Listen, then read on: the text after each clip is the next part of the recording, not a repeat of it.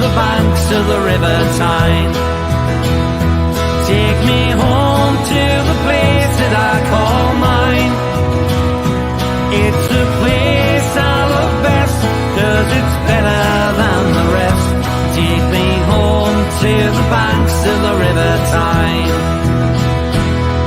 There's lights that burn so brightly, in the northeast sky they shine. From a place that Geordies worship, where legends wear number 9. You can travel right round the world, even meet the Pope in Rome. But nothing beats the feeling of when you come back here to home. No matter how life changes, we'll never be far apart. The northeast always home, and it's always in your heart. Take me home to the banks of the River Tyne. Take me home to the place that I call mine.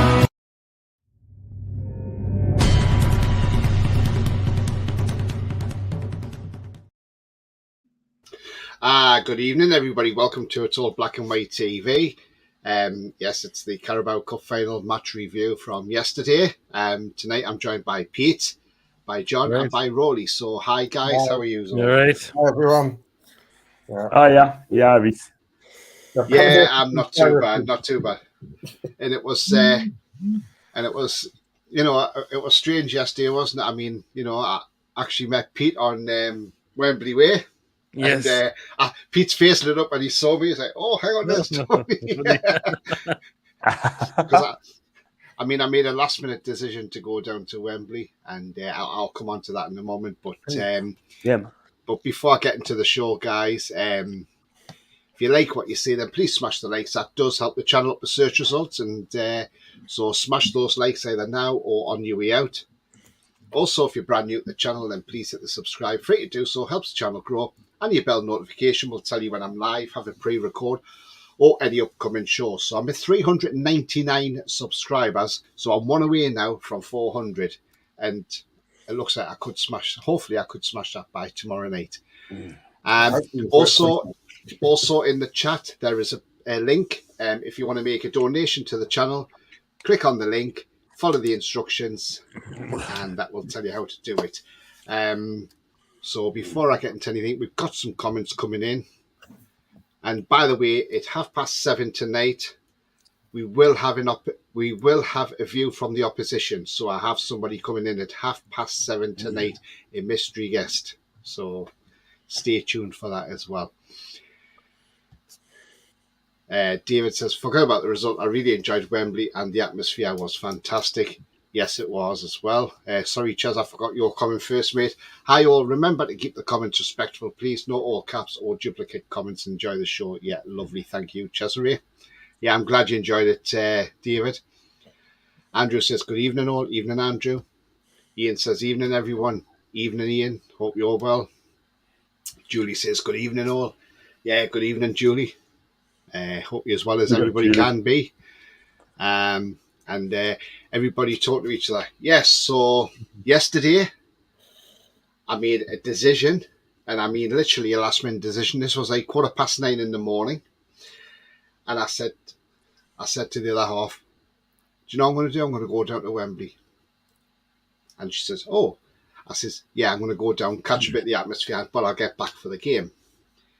And so she said, okay, but be careful because of London, And I said, "Yeah, I'll be careful. Don't you worry about that." So, 9:15, got straight on the train app, Greater Anglia app, boom, booked me tickets, 10:10 train, got changed in the car, straight down to Cambridge North Station, got there for about 10 o'clock. Having to mess about trying to park. It's one of these things where you've got to go onto an app and everything, so I hadn't had it downloaded. So I just took a picture, I got on the train, because the train was there waiting, so I got on the train for King's Cross. So I paid for my car parking by the time the train went through Stevenage. But luckily there was no ticket on my car when I got back. And then got down to London at 23 minutes past 11. And it was just the atmosphere was fantastic in King's Cross. You know, the fans were singing coming off the LNER trains from Newcastle. And to be fair, there was quite a lot of Newcastle fans on the train from Cambridge, believe it or not. Even at Cambridge North, there was a group of about 7 or 8 fans there because I was having a good chat with them on the platform. I mean, all in all, the atmosphere on Wembley Way, that was absolutely fantastic yesterday. I'd done a recording, which obviously isn't probably the best. I probably should have done it via a video and then uploaded it, but because the internet issues down there, everybody else is obviously on their phones doing stuff. But it was great. I mean, the atmosphere on Wembley Way was fantastic. I got off the tube at Wembley Park and, it was brilliant. And I thought, you know what, I'm really glad I've made this decision to come down because I think if I hadn't have gone, I think I would have regretted it. And, I mean, it was just weird because I was in with the in-match atmosphere, but I wasn't actually going to the stadium, which was quite surreal because normally I'm used to going in the crowd and being there with everybody and then going from there and into the stadium. But on this occasion, I'm not because I don't have a ticket. And it was like, it just had me amazed, absolutely amazed. And in fact, if I'm honest, and I will be honest, yeah, it brought tears to my eyes walking around Wembley Way with all these fans. I was just overawed. I mean, because it's been like 24 years since we had a final. And but that atmosphere was fantastic. And then I jumped, after being there, I happened to bump, everybody's bumping into famous people, and then I bump into my friend Pete. Yes. On Wembley Way. And he was like, oh, there's Tony. And so, yeah. And so, yeah, it was great to see Pete and see Lawrence. I'd only just saw Pete earlier on in the morning when he was on the coach, just passing Nottingham. But, all in all, I thought it was fantastic.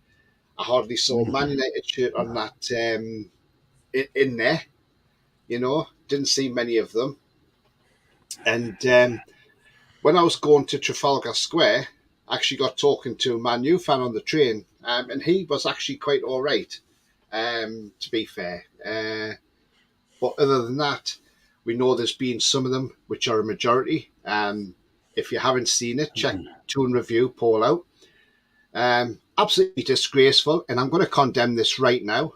Man United fans, some of you are scumbags, absolute fucking scumbags, and I'm sorry for my language, but you are. For what you've done to Paul's daughter is a bloody disgrace. You probably don't watch my channel, but I'll tell you now, it's an absolute disgrace getting into a 14-year-old's face and a girl who's got anxiety, which Paul said, and having a go at her over being a Geordie and saying that Man U have the right to winning trophies. I'm sorry, Man U don't have a divine right to go to Wembley and win trophies every season.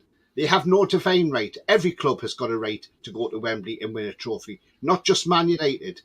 And these Man United fans need to start remembering this. And I'll tell you what it is now. I hope Paul's daughter's absolutely okay now. I hope she's feeling a lot better. And, big up to you, Paul. And, I'll tell you what, Paul, you might have given one in the ribs, but I'll tell you what, Paul, had it been my daughter, I don't think you'd have been standing. If I'm honest, Paul, you'd have been on the floor. Because I would have saw red. And I'm surprised you kept as calm as you did, Paul. So well done to you for doing that. Absolutely. But absolutely despicable. It just shows you there is some scum out there. And I call them scum because that's what they are. But then they're also scaredy cats because once Paul got them in the ribs, he buggered off like a little baby. So, it just shows you they think they're big and hard, but they're not really. Some of them are just soft as shite. They've got too much to say. All mouth, no action. And, it shouldn't have to be like that. You shouldn't have to go to a game and endure that sort of abuse. So, at the end of the day, I hope they're happy with themselves. But well done to Paul for what you did. Because at the end of the day, you've done what every father would do in his protecting his children. And that's what you did, Paul, and well done. And you shouldn't have to go through that, mate, not one bit. I'll come to you, Pete. I mean, obviously you heard about Paul, but obviously, what was your thoughts on Paul's I what mean, happened with Paul's daughter? honestly, as soon as I watched his video and heard what he says, I'm thinking that there is some scumbag fans out there who support that club. Just about that. I've heard chants, and it's just absolutely, it's horrendous. Your own child getting made fun of in front of the dad, and you're right. If that was me, and if I was the dad, that wouldn't have just been a hit to the ribs. That would have been hits all over to the body, because no one should have to go through like that. It's just no right. Man United fans, you've been on a bit of a decline. Okay. But what about us? We had it under Mike Ashley for so many years. We never reached a cup final under Mike Ashley. And all these Man United fans were chanting, "We've won it all." Well, I'm sorry you haven't won it all. I can't see us winning the Premier League at all. The Europa League is still a long way to go. The same with the FA Cup as well. There's still a long way to go. They're still chanting, "We want the Glaziers out." It's like they can't make up their minds up. They've got you your trophy, as well. And there's been a little bit of breaking news that's been coming out as well. That was reported on Sky Sports. Now, it apparently says, hold on if I could just find it. Hold on, just bear with me. Hold on, still working on my phone. But there was some sort of breaking news that was broken out. Now, there's been rumours that the Man United share prices have dropped, which may think that the Glaziers might not sell the club now. Which is going around as well. So, but yeah, some of those Man United fans are they're just like little immature. Well, the thing is, Pete. Thing is, Pete. If the Man U fans want to be behaving in that way, thinking they've got divine rights to win cups and things like that, then I tell you what, I hope that's stuck with the Glazers. I hope that's stuck with them, because I tell you now, I hope the Glazers don't sell up, and I hope they stay with them, and I hope they make the Man U fans misery for more years to come, because that's what that club deserves. Because their fan base think they have a divine right to stuff. Well, I'm sorry, you don't have a divine right to nothing. I hope West Ham knock you out of the FA Cup on Wednesday and bring you back down to earth with a bang, because that's what I want West Ham to do. And then I hope you lose in Europe as well. And that's not being sour grapes. That's just aiming to bring you back to reality, because that's what you need doing, brought down to earth with a bump. Absolutely. There's some actually nice Man United fans. I had a couple of chats. A couple of them came up to us and they said, "Commiserations, that you didn't win it, but you did well. And guess what? Your trips to Wembley will happen again very, very soon." Yeah, there is some decent ones, Peter. Don't get me wrong. But it's a lot just of them to get were the just arseholes. like, "Oh yeah." I mean, Rolly, I mean, what was your thoughts yesterday? One, about obviously Paul's daughter, and two, the match in general, and the behaviour of fans. It was disgusting what happened to Paul's daughter. It shouldn't happen. I think you and Pete have summed it up perfectly. It's quite interesting that all these Man Uniteds are crying about winning the Carabao Cup, but last season they said it was a Mickey Mouse trophy. So there's a lot of scum in that club.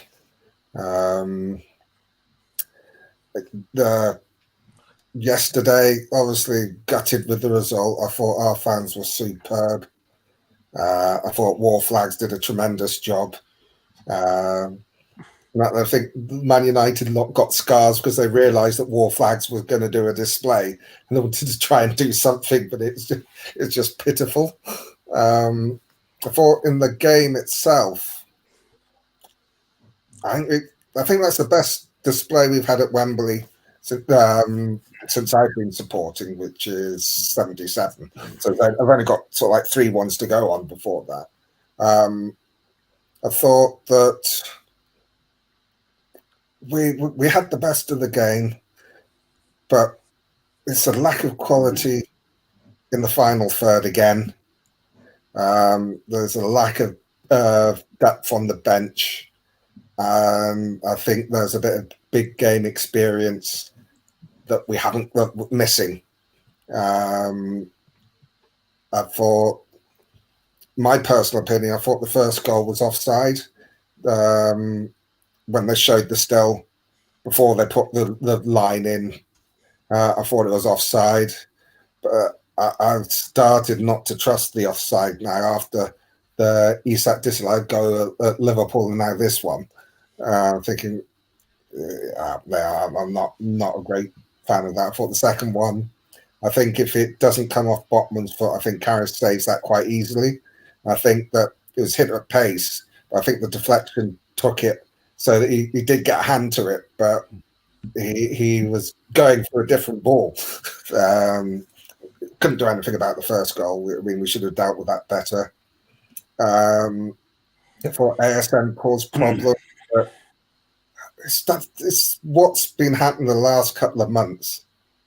We're great until we get into the final third, and then we've just not been doing it. And then I think that when they started making their substitutions in the second half, they decided, right, we're 2-0 up, we'll park the bus and they won't be able to break us down, and that's what happened. Yeah, you've summed it up well there, Rolly. Before I get to John, just nip into some comments. Mason says, evening, everyone. Evening to you, Mason. Hope you're well. David says, we'll be back to Wembley next year. Yeah, of course we will, mate. We'll see them next season. Ches says, hey, repeat John Rowley. Hope you're well. Yeah, absolutely. Julie says, disappointing, but our time will come. Yes, it will, Julie. Definitely will. Alan says, evening all, gutted from yesterday, but things can only get better. Absolutely. Julie says, Bruno crying got me yesterday. Yeah, definitely. And Ches agrees. David says, after the game, a Man U fan went up to Paul's daughter. Yeah, exactly. Yeah, that's what I've just been going on about. Ian says, I think we will be at Wembley quite a few times from now on and winning cups instead of runners-up. Yeah, I can see that. Mason says, I seen Darlow at the turnstiles. Wow. Wow. Very good evening, Tony, says Paul. Good evening to you, Mr. Gallant. Hope you're well. I like coffee. Hi, Tony PD, Rowley, John and all. Hi to you. Hope you're well. How are we all tonight? Well, you know, we've got to get over this now, Paul, and that's the worst thing about it, you know. Coffee says, I mentioned this on John's, must be about Paul.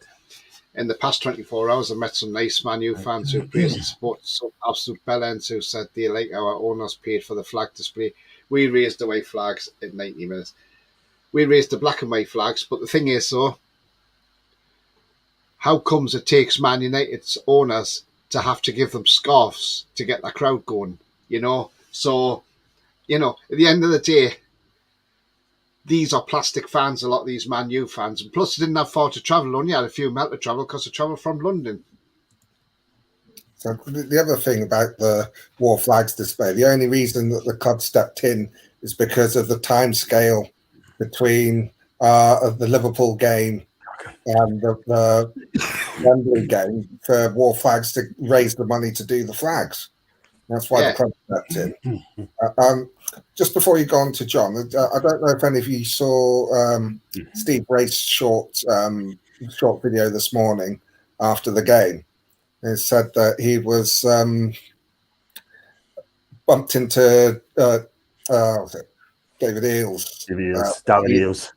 Darren Eales, sorry, the CEO at the hotel. After the game, saying that when you get to my age, because he's in his 50s, you get used to Newcastle losing at Wembley. And Darren's reply to that is, we're going to change that. And I believe in it. Yeah, I think there'll be big investment in the summer. Yeah. Ian says he would have ripped himself off. Yeah, exactly, Ian. Exactly. Paul did well to keep going. Matt says, hi, Tony Panlin. Chat us. Hi to you, Matt. Hope you're well. Good, Matty. Ches says, despicable behaviour, bullying a 14-year-old kid like that. Some things are more important than football. If that was an NUFC fan behaving that way, I know his own fans would have knocked his head off. Yeah, they would have. They would have, Ches, without a doubt. Paul says, Tony, in football, you earn the right to a cup. It's not given, absolutely, Paul. Yeah. Mason says it was eight. There was Irish one near me with a Newcastle fan having to carry on. Some of them were fine. That's the thing. You just get the it's the minority, and it's the minority who spoil it for everybody else. Paul in the video comment said the incident with his daughter happened in front of the police and they sort of again, yeah, the police do sort all about it. That's the problem.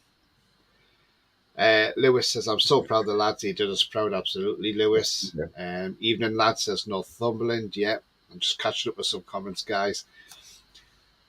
8 likes so far, Tony. So I will share the show on LinkedIn and Facebook and Twitter, TikTok and Instagram and YouTube to help your channel grow. Thank you very much, Paul. Much appreciated. Sefton Mag is in the house. Hello, Sefton Mag. Hope you're well, Russ. He's saying evening to everybody else. Everybody talking to each other there. Northumberland says we need a plan B desperately. Yeah. Hi, Tony. Give you a shout out in this morning video. Cheers, Paul. Thanks very much, mate. Harry, evening all. Evening, Harry. Yeah, I replied to your comment earlier, mate. Yeah. Tanji said, I'm going to send you a tweet, Tony, if you could share it on screen. Yeah, no problem, mate. Yeah, send that to me, mate, and I'll have a look at it, yeah. Is it possible is it true about the Manx picking? Yes, it is, Sefton, yeah. It was on Paul from Toon Review, his daughter, his 14-year-old daughter, who actually suffers from anxiety, and it's just absolutely disgraceful and despicable. And the fan wants to think yourself lucky that Paul didn't knock him out. Paul says, I uploaded several videos this morning, onwards and upwards Newcastle, as we can now concentrate on the Premier League and climb back to third. Yeah, we can climb back up that table. Certainly, we just need to start winning and learn how to put the ball in net. Harry says, we lack quality in the final third. Apart from that, I thought our players literally gave their all for the club in the city. I have more belief in them now than ever before, and we'll go on and win something. Yeah, too right, we will. Northumberland says, it's going to be tough, Paul, but until he starts to shuffle the team about, yeah, which is, I'm going to come into something later on in the show, and what I'm going to say about the way I'm going to change the team around might shock a few people, and a few people might disagree with me. So stay tuned, because when that comes, you're all going to be shocked at what changes I would make. Coffee says, our post where people attended the game have put their Man U scarves up for £25 to £55 each. Oh, What? We're having a castor. Yeah. Harry says, thoughts on the Premier League's head of VAR to depart at the end of controversial season, especially considering that Casemiro's goal should be ruled off. Yeah, because Weghorst was offside. That's the thing. How was he not interfering with play? Casemiro wasn't offside, but I disagree with you there. When I looked at it before they put the lines on, it looked like Casemiro was offside himself. It was close, but I thought he was offside. Isn't it? And I'm still not convinced with the lines. Well, yeah. I know. Wilson's shoulder was leaning in, but Casemiro's foot was in front of that, and they go by the furthest point forward. That's just my opinion, and I don't do VAR, so they don't want us to do anything. It was similar to the way they disallowed Isak's goal at Anfield. I mean, Chris Fass says there, Man U fans before the game, it's a Mickey Mouse trophy. Man U fans after the game, getting there now, we're going to win the lot. Never again should anyone call our fans arrogant or entitled. Absolutely. Absolutely. Right. So before I get to John, I am going to share this tweet that Tanji has quite kindly sent me. He's DM'd me it. And so I thank Tanji for that. He often DMs me with different tweets, and it's absolutely brilliant. He's a great guy, Tanji is. So let me share this on screen. And it's exactly the comment what I was talking about before. So there we go, guys. When it comes on, there we are. And that's the Man United scarves. So £25, £55. The one at the bottom, £48, got 7 bids on it.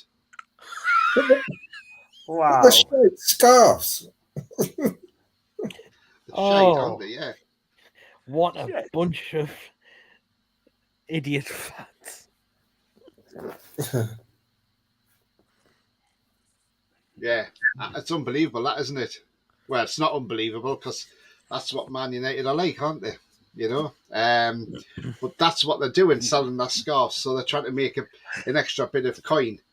My guest is sitting in the green room at the moment. So before I get my guest in, from the opposition side, John, give me your thoughts for yesterday, please. Okay. I thought we started really well. We had more of the ball in that as well. We had I wouldn't say a couple of chances, but it was just not the ball about really well at some stage, and we actually hurting them. But we just lack quality, though, Tony, in the final third. That's the problem. And a lot of people have been saying exactly the same thing. Let's be real. I mean, obviously, the first score is going to be so key. And I thought the free kick was never a foul, by the way. When Looks soft to me as well. Yeah, that's soft. That's a soft free kick. And you know what it is, right? I mean, that costs us a goal. But when the free kick came in, right, I mean, Casemiro headed it in. I think Fabian Schär could have done a lot better than that because that's down to him. Poor marking. Absolutely poor marking from Schär. And I think he knows that when he looks back on it. But before that, he took a knock out of Martinez as well. Looked like a head injury for what I've seen. But, and that put him, and that made him a bit shaky as well. Like, do you know what I mean? But I thought if we can just take shots as well, take shots, have a good taking the shots, shoot, and believe in yourself, we would have been out of it. But we didn't even do that. But final four's been poor. ASM, first half off, we did all right. I mean, they got Dallow booked. John, we did take a shot because Jacob Murphy shot worried De Gea. And did you see the bend on it? He just put too much bend on it. But I'll tell you what, it had De Gea worried. Yeah. Yes. That was and I'll tell you the other thing, John. Go on. Kieran Trippier's delivery yesterday was diabolical. It was terrible. I said this last and I'm not being funny here. And I know this is going. I know people keep saying this. Oh, we bring Matt Ritchie on. Things are bad because Matt Ritchie comes on. But I'll tell you what. That free kick he put in that box was inch perfect. Perfect. Why can't Trippier do that? And I'm sorry, Matt Ritchie could have came on that pitch a lot earlier and took some of them corners because we might have had a chance from them. Tony, you know me. I'll say how it is. I'll go for game by I'd analyse game by game, and we don't care if he's your favourite player or not, sort of thing, right? But you're right. Trippier's delivery was poor. Short corners was even worse, right? Well, look at that corner he put in, John. That didn't even get past the first man. Yeah, I remember that. Exactly. It's so frustrating. He's better than that. He's supposed to be one of the best crossers of the ball. Do you know what I mean? For a right back. But yesterday, I think he was poor. And I'm a Trippier fan. No fan. Move it along. You know what? I wouldn't even use it as washing my car. Let's be real. So, and you know what it is? Right? I mean, look. I've got a second goal, right? I mean, Rashford ran on the ball, dribbled as well. Why is he not being shot, dude? Take him out. Harry's comment. Hey. Let me go. Oh, man. And you know what it is, right? I mean, like the second goal, I mean, I thought, if I'm honest with you, it took a deflection and Karius, which I could have done better with that, or he had no chance of the deflection, yeah? But I thought Karius played okay yesterday. I think he played all right. He made a cracking save on the struggle half time and also made a couple of decent saves. Hey!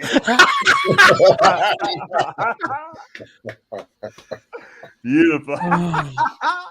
And, you know what I mean? But listen, I mean, Karius, I mean, I know Kyle said he gave him a 4 out of 10, sort of me sure sort of thing. So a little bit harsh, by the way, I'm not going to lie, but fully smashed them lot, by the way. Big up.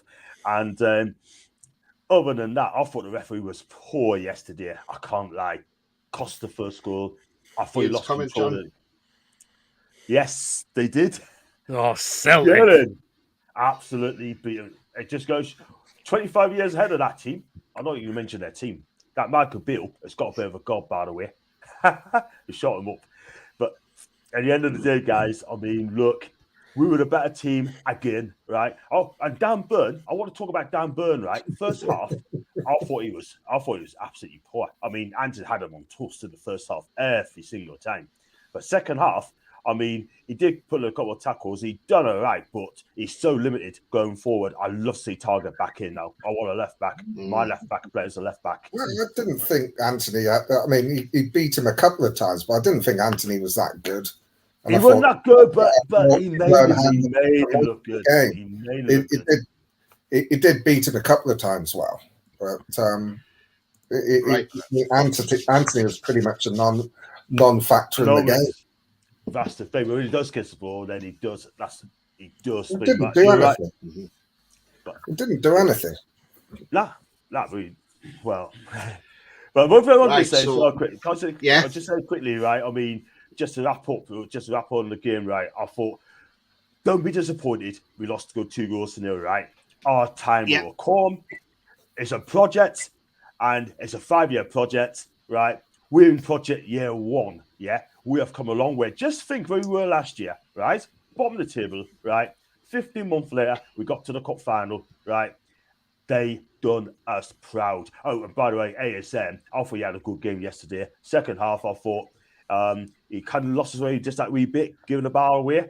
And that as well, which is frustrating. And also, there's one instance as well when he missed-kicked the ball, went out for a goal kick. That was it. His passing was all over the place at times. It was, wasn't it? I'm not going to lie. It is all When over he the came place, out right? and admitted himself, he was disappointed with his performance as well. I think the other thing we've got to remember is, whether you like to say it or not, Manchester United are a good side and they're on form at the moment. So it's always going to be. They are on form. And yes, they Ten are Hag has done it.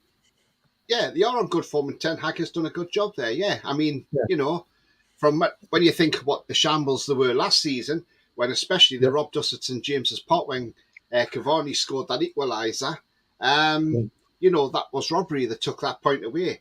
But you know, under that Ralph Rangnick, he was more like Wreck-It Ralph, wasn't he? You know, he was terrible, wasn't he? So, and I think a lot of Man United fans would agree with that he was a terrible manager.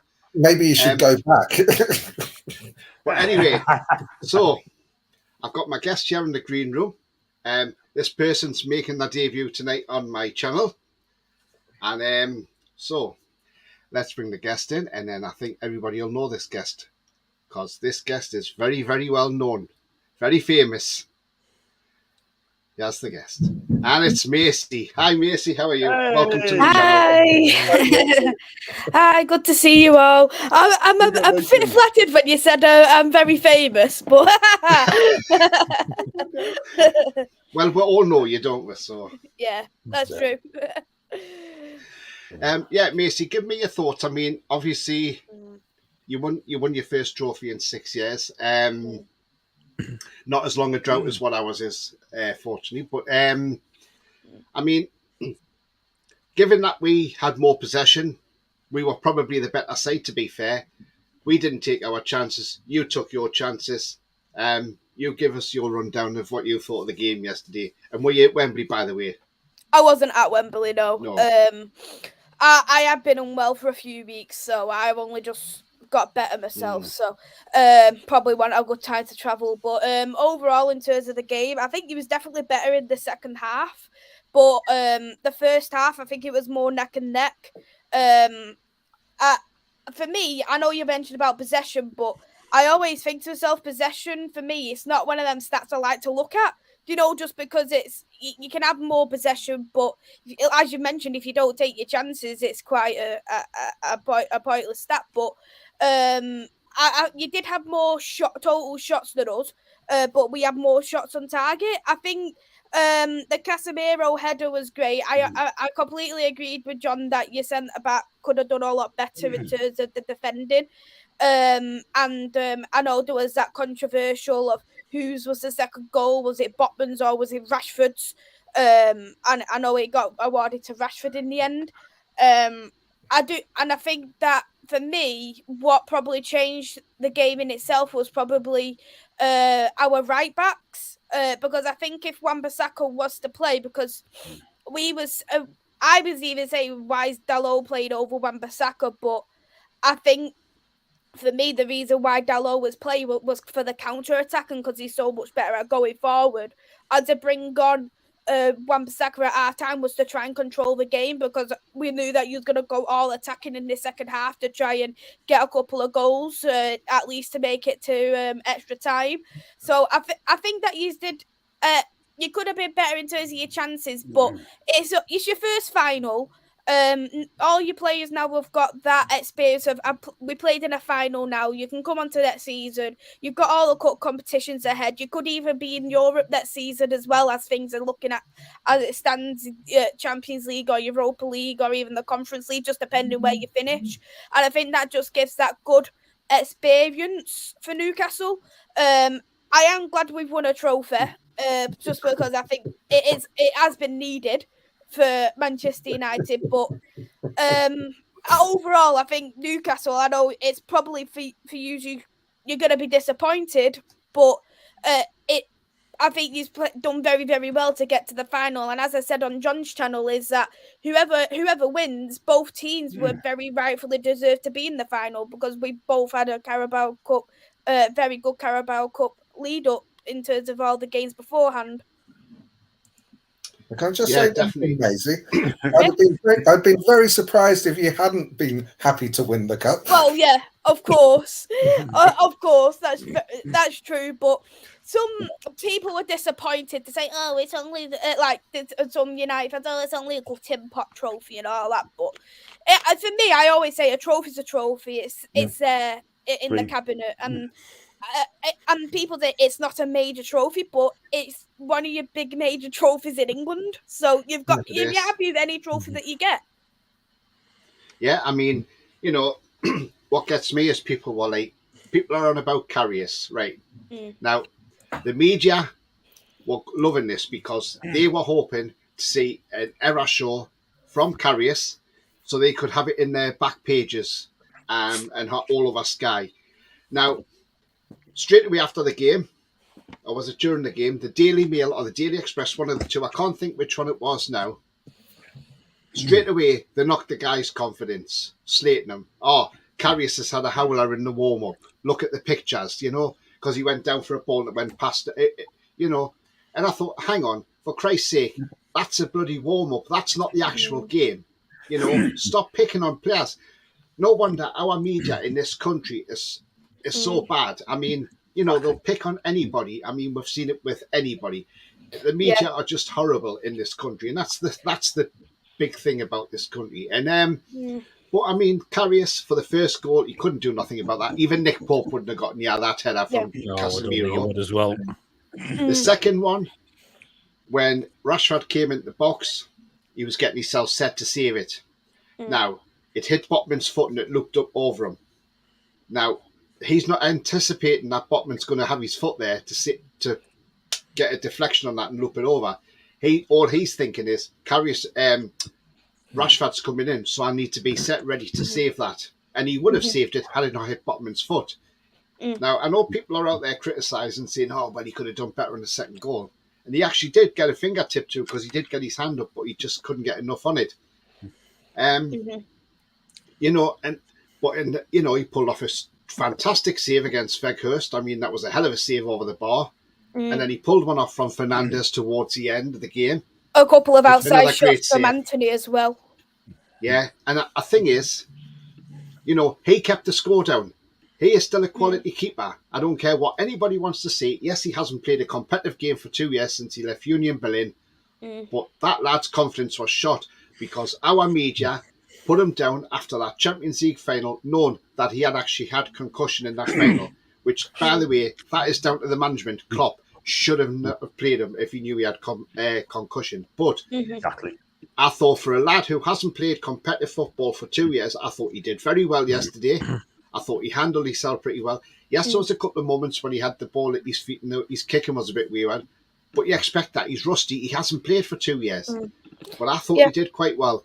And I think, all in all, I think we should offer him a new contract in the summer as a backup goalkeeper, because I think he's still got the quality there, and I still think there is quality there. And I think Eddie Howe can be the man to get the quality back in him and just get his confidence back, and maybe in the Carabao Cup games next year, play him in that competition. Yep. What are you going to say, John? You just touched on Karius, guys, right? It's according to reports in Italy, which is no wind up. According to reports in Italy, Sempre Inter and Forza Italia, right? That's Inter Milan.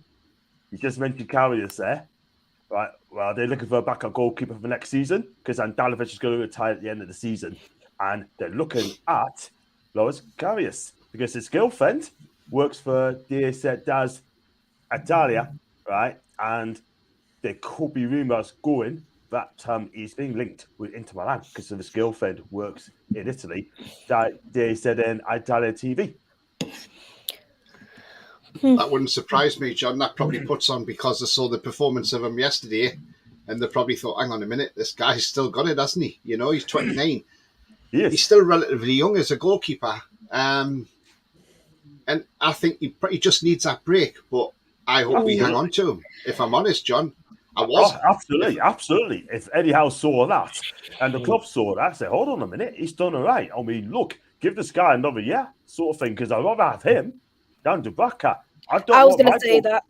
I don't want my goalkeeper being messed up, like, do you know what I mean? And say, right, if he's not going to be happy, very second for the nip up, right, get him out, right? Just sell him. Do you know what I mean? But get Karius, right? Do everything you can to keep this guy on. Because I'll tell you something now, give him a couple more games, right? His confidence will be back. And he'll be a fantastic number 2.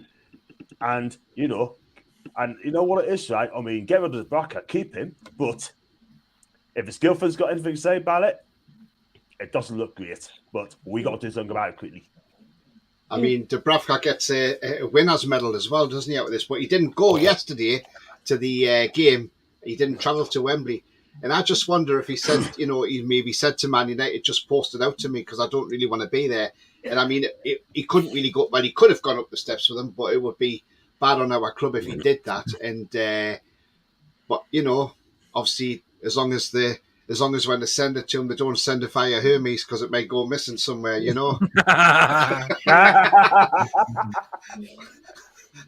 Or every has their call now because they leave them in safe places, like on your doorstep. But honestly, though, I've seen Karius, obviously. I mean, Dubravka firsthand playing for Man United, and I think he's crap. Like, the footwork he was doing against Burnley, I was looking at him, I think, what is this guy playing at? Like, I was literally fuming. I was like, can Newcastle just recall this guy? I don't want him. I genuinely don't want him. But to be honest, I actually think Karius it would be a miles better number 2. Karius for me, he had a good game. He saved 77% of his shots on target, and that's a signs of a good goalkeeper. And I think for me, Karius has something that what not a lot of the Newcastle players had beforehand, which was the final experience. Like Karius has played in the Champions League final. There's not many finals that are bigger than the Champions League final. So to have that kind of experience in a number 2, I think it's great. And if he gets that little bit more game time next season, like if you played in the first so many of your Carabao Cups and your FA Cups, I think it would be a very, very good number 2. And for me, I'd agree. I'd sell Dubravka. He's not good enough for Premier League. He really isn't. Mason, you know what it is, right? I mean, he's a good shot stopper. Don't get us wrong, but I think you guys in the Husso see that he's not very good at his feet. His distribution when he kicks the ball loose is very, very poor, and it cost us a lot of points before that. He nearly cost us an own goal against Burnley because of his feet, and for me, Tom Heaton's near enough at retirement age, and I even said I'd rather play Tom Heaton than Dubravka. Well, I would have subbed him off at Burnley game at half time because I was fuming with him at half time because of it. I just And want yet- to pick up on something Maisie just said, talking about Karius and the Champions League. I think the big difference, and I think the thing that really helped Man United is that, as you said, Karius is about the only one. Karius, you look at Trippier, and possibly Bruno, the only guys that have had, and Botman, the only guys that have had that big match, big stakes game experience where pretty much all of your squad have.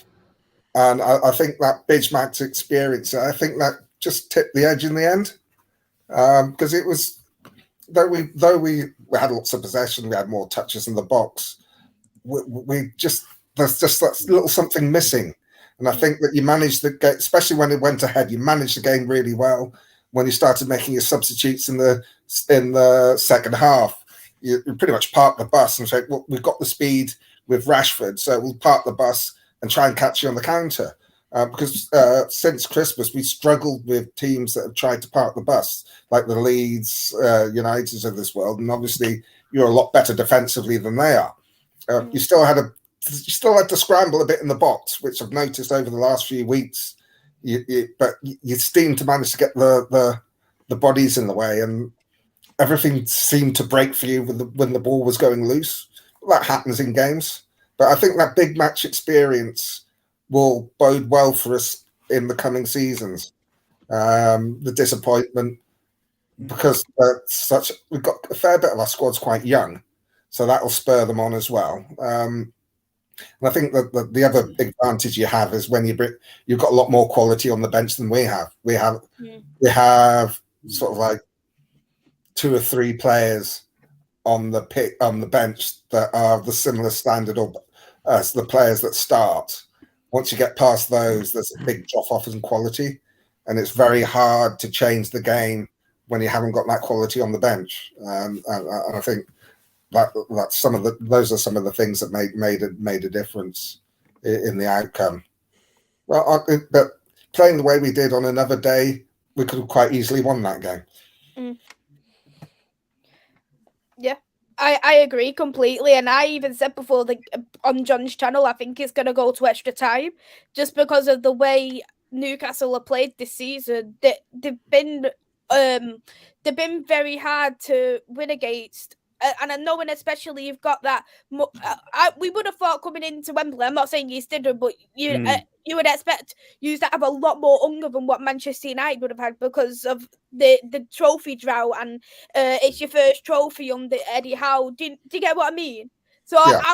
I was more worried for that kind of instance, but I think for me it was just all down to that first goal more than John said it would have been. It was that first goal really, and we did have that.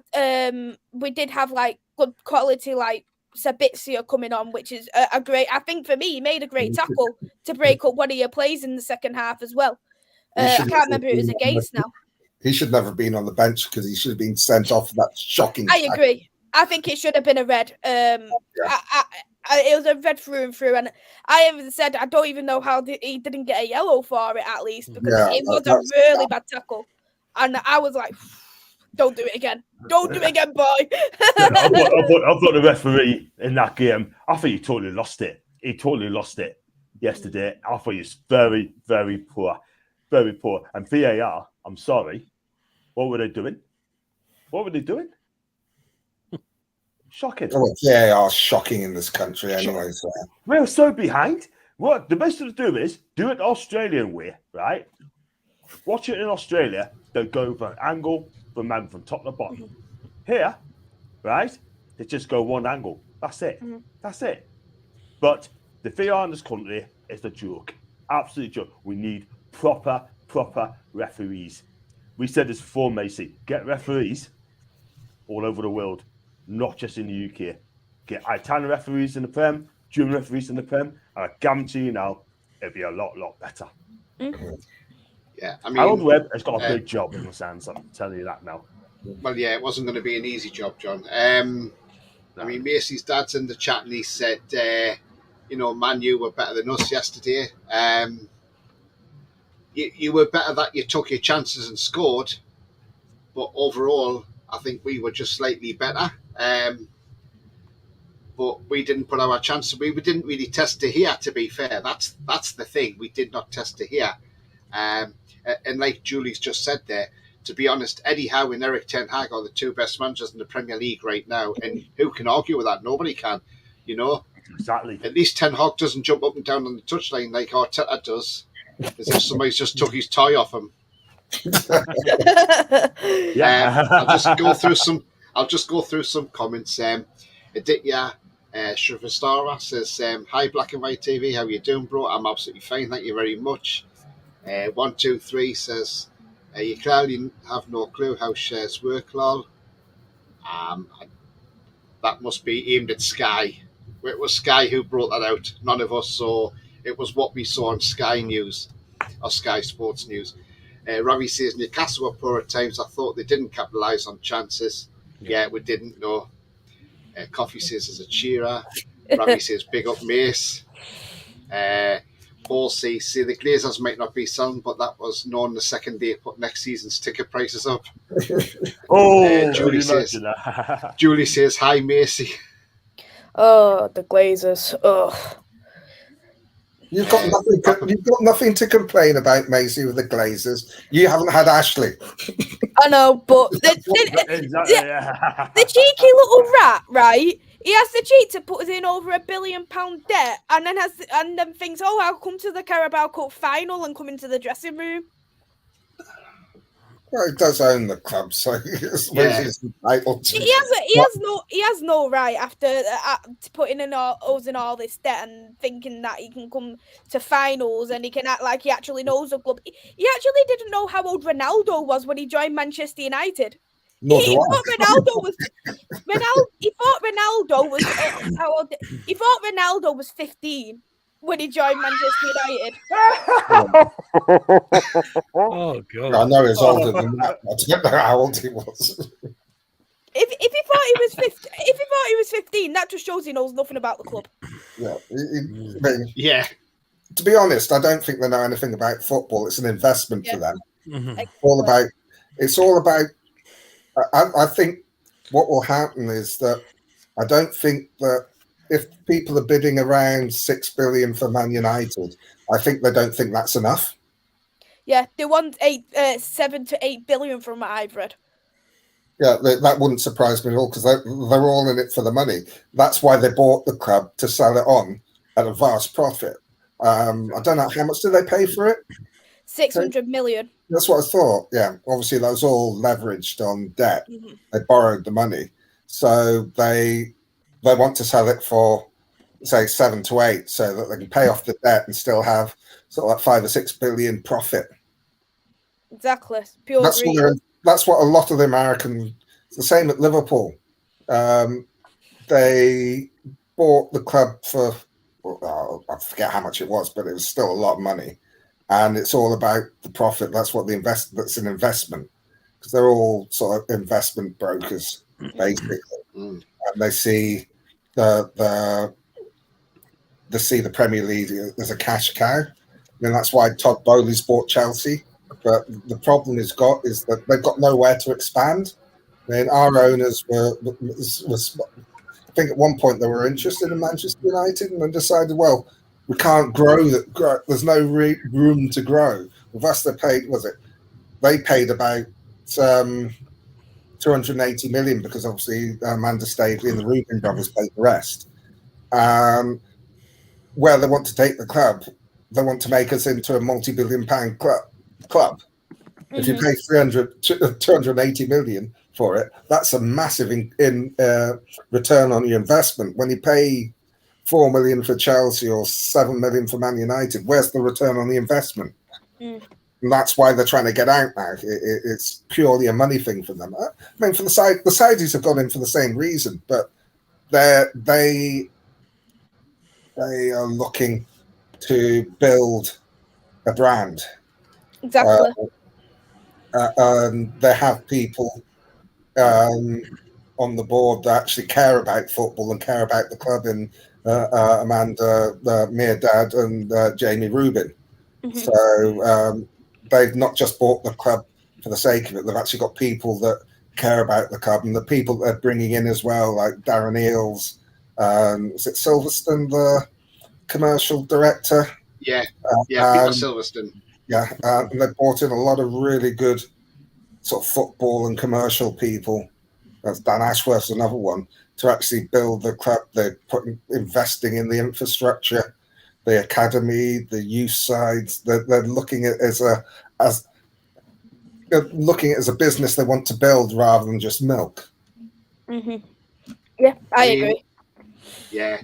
I mean, I'm going to drop into some comments. But before I do that, if you like what you see, please smash the like. It really does help the channel up the search results. So I've got over 40 watching, so smash those likes. Thank you. Brilliant. Also, if you're brand new to the channel, then please hit the subscribe. Free to do so, helps the channel grow. And the bell notification tells you when I'm live, have a pre-recorded show, or any upcoming shows as well. And also pinned in the chat, there is a link there. If you want to make a donation to the channel, just click on the link and follow the instructions. And if you haven't subscribed, subscribe now, because Tony's 1 or 2 away from 400. So no, he's already got it. Smashed the 400. I'm 404 now, by the way, guys. Oh, excellent. Wow. Nice one, Tony. Nice one. Yeah, Well, thank you very much. He's only 96 away from 500, so let's come on, get subscribed. Hey. John Kyle says, next YouTuber boxing match is at John Sinclair versus Big Dan Byrne. Oh. Nah. I'm not a fighting person, to be honest with you. Do you know what I mean? But look after yourself, that's great. But nah.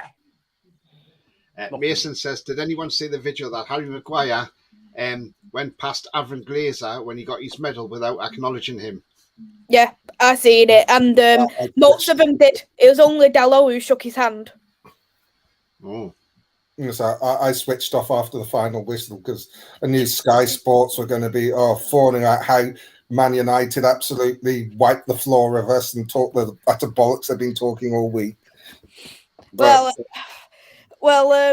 Gary Neville was, from what I was listening with Gary Neville, I actually mute it when I listen to him, but he was actually praising Newcastle from what I listened to.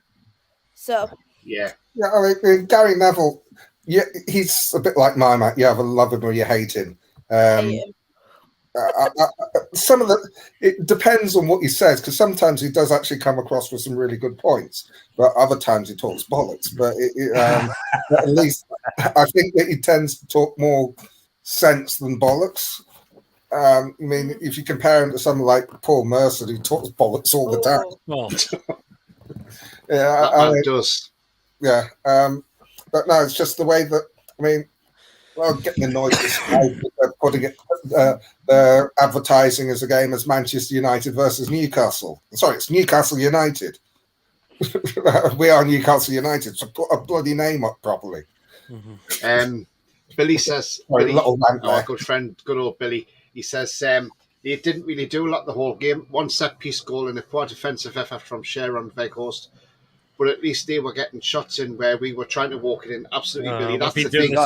We're doing this too many times now. That's the problem. And the thing is, though, we're not playing Barcelona. We're not Real Madrid. We're Newcastle United. Just got to do it. Just got to do it. Shoot. Yeah, absolutely. I mean, what I was going to say was, now this is the bit that's going to probably cause a bit of, well, I don't say unrest, but I think people might disagree with me on this. And this is only just a thought. This is not me saying that we would definitely do this. Now, we've got Man City away at the Etihad at the weekend. Mm-hmm. Not an easy game. And I would take a point now. Given the way this demolished Bournemouth last weekend. Now, to freshen things up for this game, we need to refresh things up, I think. Callum Wilson's been off it, we know. So I would immediately replace him with Isak starting on Saturday. I agree with that. Wilson looks finished at the moment. ESM, I would put him on the bench and I would bring Gordon in his place. Gordon, I'd like to see stop. Yeah. Now, depending on Longstaff, we're not sure if he's got an injury because that was strange how he went off. So if he has got an injury, then I would think Willock would probably come back in there for Longstaff. Now, this might divide a lot of opinion, what I'm going to say now, and this is probably going to be the very most contentious one, but I would consider giving Mickey Almiron a rest on the bench. I know he's the top scorer with 10 goals, but I would probably put Jacob Murphy in there. Now, hang on, before everybody looks at me and thinks, Jacob Murphy, hang on, why? When Jacob Murphy come on yesterday, he didn't do too bad. He And wasn't that actually. shot he had, with all that bend on it, had De Gea worried. De Gea was worried at that shot because he didn't know where that was going. I think And it Miggy's was fortunate it just had too much bend on it. Yeah, that was it. It was like Roberto Carlos, wasn't it? Yeah, I think Miggy's starting to tire out for me now. He's still giving I it think- his all, but he's really tiring out for me now. That's the problem. He's played pretty much The every thing is, game. Pete, though, He's- the thing is Yeah. with me, Hey, with they Mickey worked is, him out. They worked him out. They worked him out. They did. the was the problem with problem. Mickey is, Eddie wants him as an inverted winger. He hasn't got a But- right foot. They all know his right foot, he hasn't got one. So he's got to shift it from right to left. By the time he does that, he's got 2 or 3 players around him. He's got nowhere to go. Now, the only other option is, and I've been shouting out this for months, is why don't we play Mickey on the left? When he was in the MLS, if you look at the stats don't lie. MLS, he played on the left. Mhm. He's half a season here under Rafa Benitez. He played on the left. Steve Bruce, well, he just played him anywhere because he just hasn't got a clue about tactics. He's a dinosaur. And then Eddie Howe's turned him into an inverted winger. Yes, he's been great in the season and he's got to double figures. But I think it needs to be refreshed around a bit. Either even in game, swap him and Maxi for 10 minutes, put Mickey on the left, and say whip some balls in with your left foot. But if not, I would say refresh it that way. I would say Maxi for Gordon. So Gordon for Maxi, sorry. Isak for Wilson. And Murphy for Miggy. That's what I would say. Now, people in the chat, get your thoughts in. You might not agree with me, but I'm just thinking refresh the team around a bit. And obviously, if Longstaff's injured, I think Willock would come in for him. But just to refresh the team, just give the team a bit of freshness to see what the other players can step up to the plate and do. And it's if you want to, you could say it's a free hit with Man City or whatever. But at the end of the day, although no games are really free hits, because at the end of the day, we've only lost 2 games in the Premier League, and that was to Liverpool, unfortunately. But let's just have a refresh, and maybe giving Maxi and Mickey a rest on the bench might just do them some good. I mean, I'll come to you, Pete. What's your thoughts on what I said about the team there? Do you agree? I think or that's yeah, disagree? I agree. I think Gordon needs to give a chance to start now because he's shown glimpses of when he's come off the bench that he's got pace and he's quick on the ball. Isak definitely. Wilson looks done for me at the moment. I think the injuries or the illnesses are catching up with him now. He couldn't get himself about in the game yesterday. When Isak came on, he did a lot better. He was about all over the pitch. I thought, and the fact is, we paid over 60 million for Isak as well. That's a record signing for a very young lad. He should be starting games for me, not be sitting on the bench a lot, regularly. He should be starting games for me now. Yeah, definitely. No disrespect to Wilson, who's been great. But if Wilson's not performing, you need to look at another option. In the summer, Pete. In the summer, does Isak need to bulk up a bit as well? Oh yeah, absolutely. I think we definitely need another striker in. No, because I can't see Wilson being a regular starter next season. I mean, he's 31 now because it's actually his birthday the day. Mm-hmm. Yeah. And I think Kenny's got a point there. Wilson's really, really not getting an about. He didn't really create anything for himself, did he? No, not at all. I mean, John, what's your thoughts on that with the team? Would you do that, John? I'm going to have to agree with you. So, I mean, the cup's over. Funny. Sorry. The cup is over now. I mean, I'll change it up now. I mean, I'll bring in Anthony Gordon, play him on the right. Mm-hmm. I mean, that's my opinion, by the way. I mean, on the left-hand side, I think he's going to persevere with ASM. And up front, Isak is going to play up front as well. I look at the midfield as well. I mean, if Bruno is carrying an injury, if he's not going to play on Saturday, then you have to put Joel in there, Sean Longstaff. And I think he'll probably play Joe Willock again. But I want to see it changed up. I want to see Target back as well, left back. Give Dan Burn a rest. And the thing is as well, Paul, it's not just this Saturday coming up. We got to look to the summer. We need a striker. Definitely need a striker because Callum Wilson, for me, I think he's done. We love him. I think he's done. What we saw on Sunday, he was very, very poor. I'm telling you. But I'll go back, right? In my opinion, please go laugh at us, right? I'll get Ivan Toney back. That guy has done brilliant at Brentford, especially in the second season. It's tough. That guy is brilliant, and he has learned. He has been scoring goals for fun wherever he's been. Peterborough, Brentford. This guy, I think he's ready to come back to Newcastle, in my opinion. Yeah, but John, we shouldn't have got rid of him in the first place, John. Rafa Benitez got rid of him. Why didn't Rafa send him on loan to a League One club, then a Championship club, and then we could have had a player in our hands that we spent about £500,000 on from Northampton Town, and he could have been an absolute belter for us. But instead, he's now doing it at Brentford, and it just depends on what happens with this FA investigation. But I think even if he gets out of that one or whatever, I still say, come the summer, there'll be a lot of clubs looking at him, and I think his tag will be around £80 million. He's 27.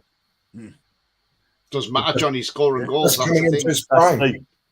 Yeah, I was just saying. But at the end of the day, right? I mean, if he gets away with it, if you want to get into Europe, if you want to get Champions League, if you want to start winning things, I think this guy could make a huge difference. I mean, he's permanently proven now. 2 seasons, he's done it. Do you agree, Macy? Ivan Toney. I'd love Ivan Toney. I love Ivan Toney. I've liked him since he's been at Peterborough. And for me, I'm surprised that no one has snatched him up yet. I thought he was going to go last summer. But I think because he didn't really hit it off, and 2 summers ago. But I think because he wasn't Premier League proven at the time, and then last season he didn't really hit it off as well as he did in the Championship. But I think for me, he'll probably do one more season at Brentford, because of all these betting issues, what's going on at the moment with him. Because I don't think no club is going to want to take him if he's going to have a 4-month ban at the start of the season. They're not going to take the risk by paying, if it's 80 million, just for him to be out for most of half the season. But for me, from a Newcastle point of view, you definitely need a striker. I think Isak is definitely a great potential, and I think Eddie Howe is so good at developing players. So I think you are going to get the best out of Isak. But I think for me, with Isak, as you've already mentioned, he needs to build up. And I think that, because what I've noticed with your wingers, they like to cut in and shoot. Whereas I think it'd be good if you had a bit more providing, like if you had more wingers or midfielders who were able to cross it in, and that would help him boost his bit more confidence as well. But another thing that I do think that you need, which I did mention on your channel, John, is a defensive midfielder. Exactly. Especially in these kind of games like against City, what's going to be for you this week, and you need a proper natural defensive midfielder there to break up the play. I love Bruno. I think he's a great player, but for me, he's more of a number 8, and I think you'll be seeing a lot more creativity out of Bruno if you was to get a defensive midfielder. Yeah, I'll tell you that player I'd take. Edson Alvarez from Ajax. That guy is a proper CD. He's a brilliant player, right? I think if you offer the right money for this guy, I think it was Francis cracking the Premier League. That guy, Tony, we talked about him in the summer lots of times. It'd be fantastic for Newcastle. That will solve our problems in the CDM. Yeah, absolutely. Definitely. He would be a hell of a player, John. And I think it's going to be a big summer, and I think we're going to spend a lot in the summer, to be fair. Because we got the sponsorship coming in. But one thing I want to do, I'm going to share something. This is yesterday, and I just want to put this on here. I can't remember the guys' names, to be fair, but because there's a lot going on yesterday. But I just want to put this on because these guys were well dressed for the occasion yesterday. I mean, people might not have seen my video yesterday, but so I'll pop this on now. Just bear with me. For my video, can I tell you? Yes,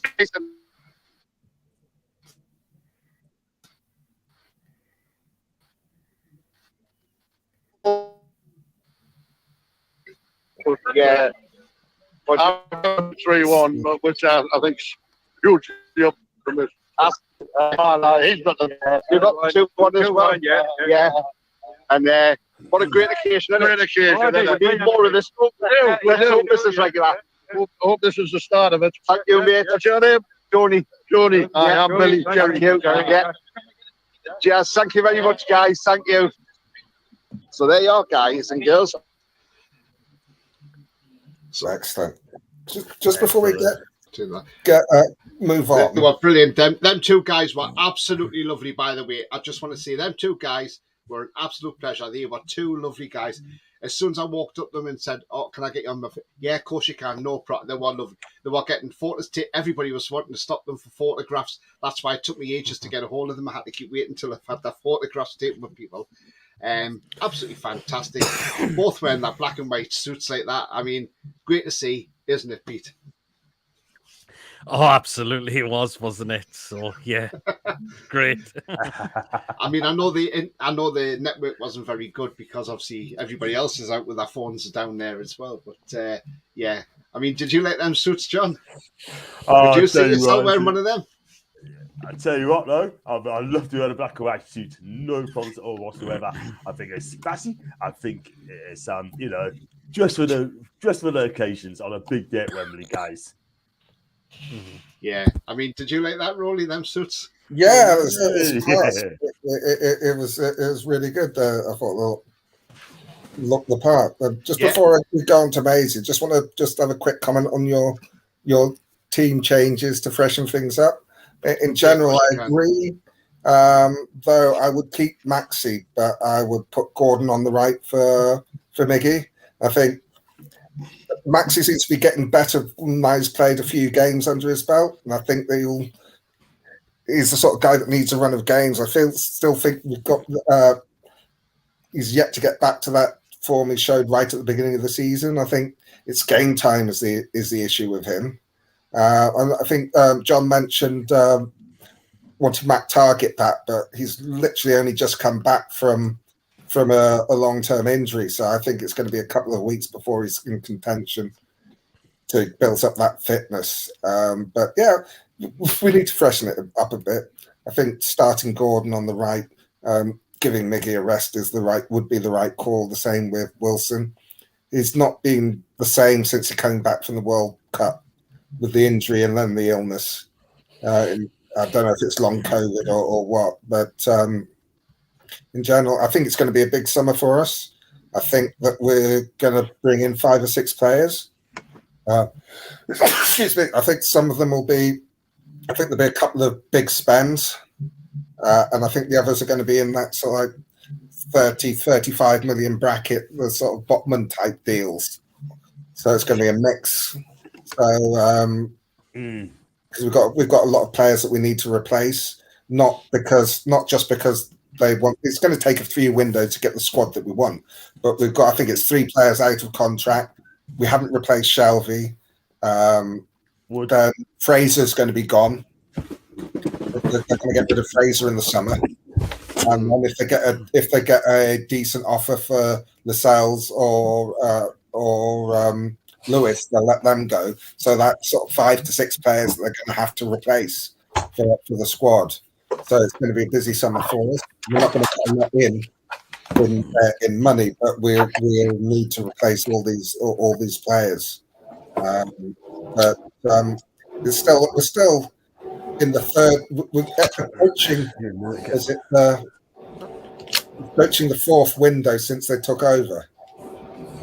The summer will be the 4th window. Yeah, so it's still going to be another 2 or 3 windows before we get the squad that compete year in, year out for the top prizes. I just want to have an issue of something John said.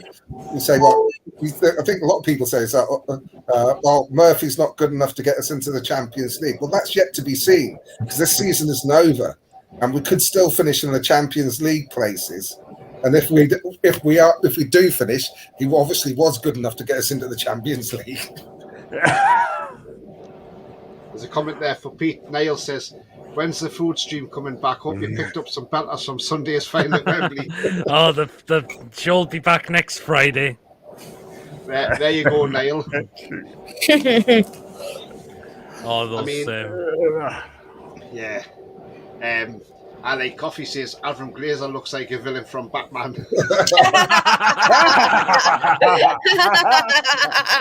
I know what kind of villain Coffee's on about as well.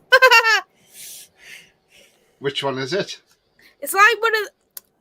Is it like one of them who's got like them weird shaped glasses, and it's like the overly shaped weird glasses? Is it from Batman, or is it like a Marvel film? Penguin. Could be Penguin. Could be Penguin. I just have to picture in my mind, but like, I've only just ever needs a watched, top hat and this. There's a cigarette in his mouth, doesn't he? Yeah. In the long coat on the teal coat, you know, that you wear at a wedding or a funeral. Yeah, I like Coffee said in the chat, Penguin. Yeah. Paul said, "Son, this Sky Sports about Man U stocks falling again." Yeah.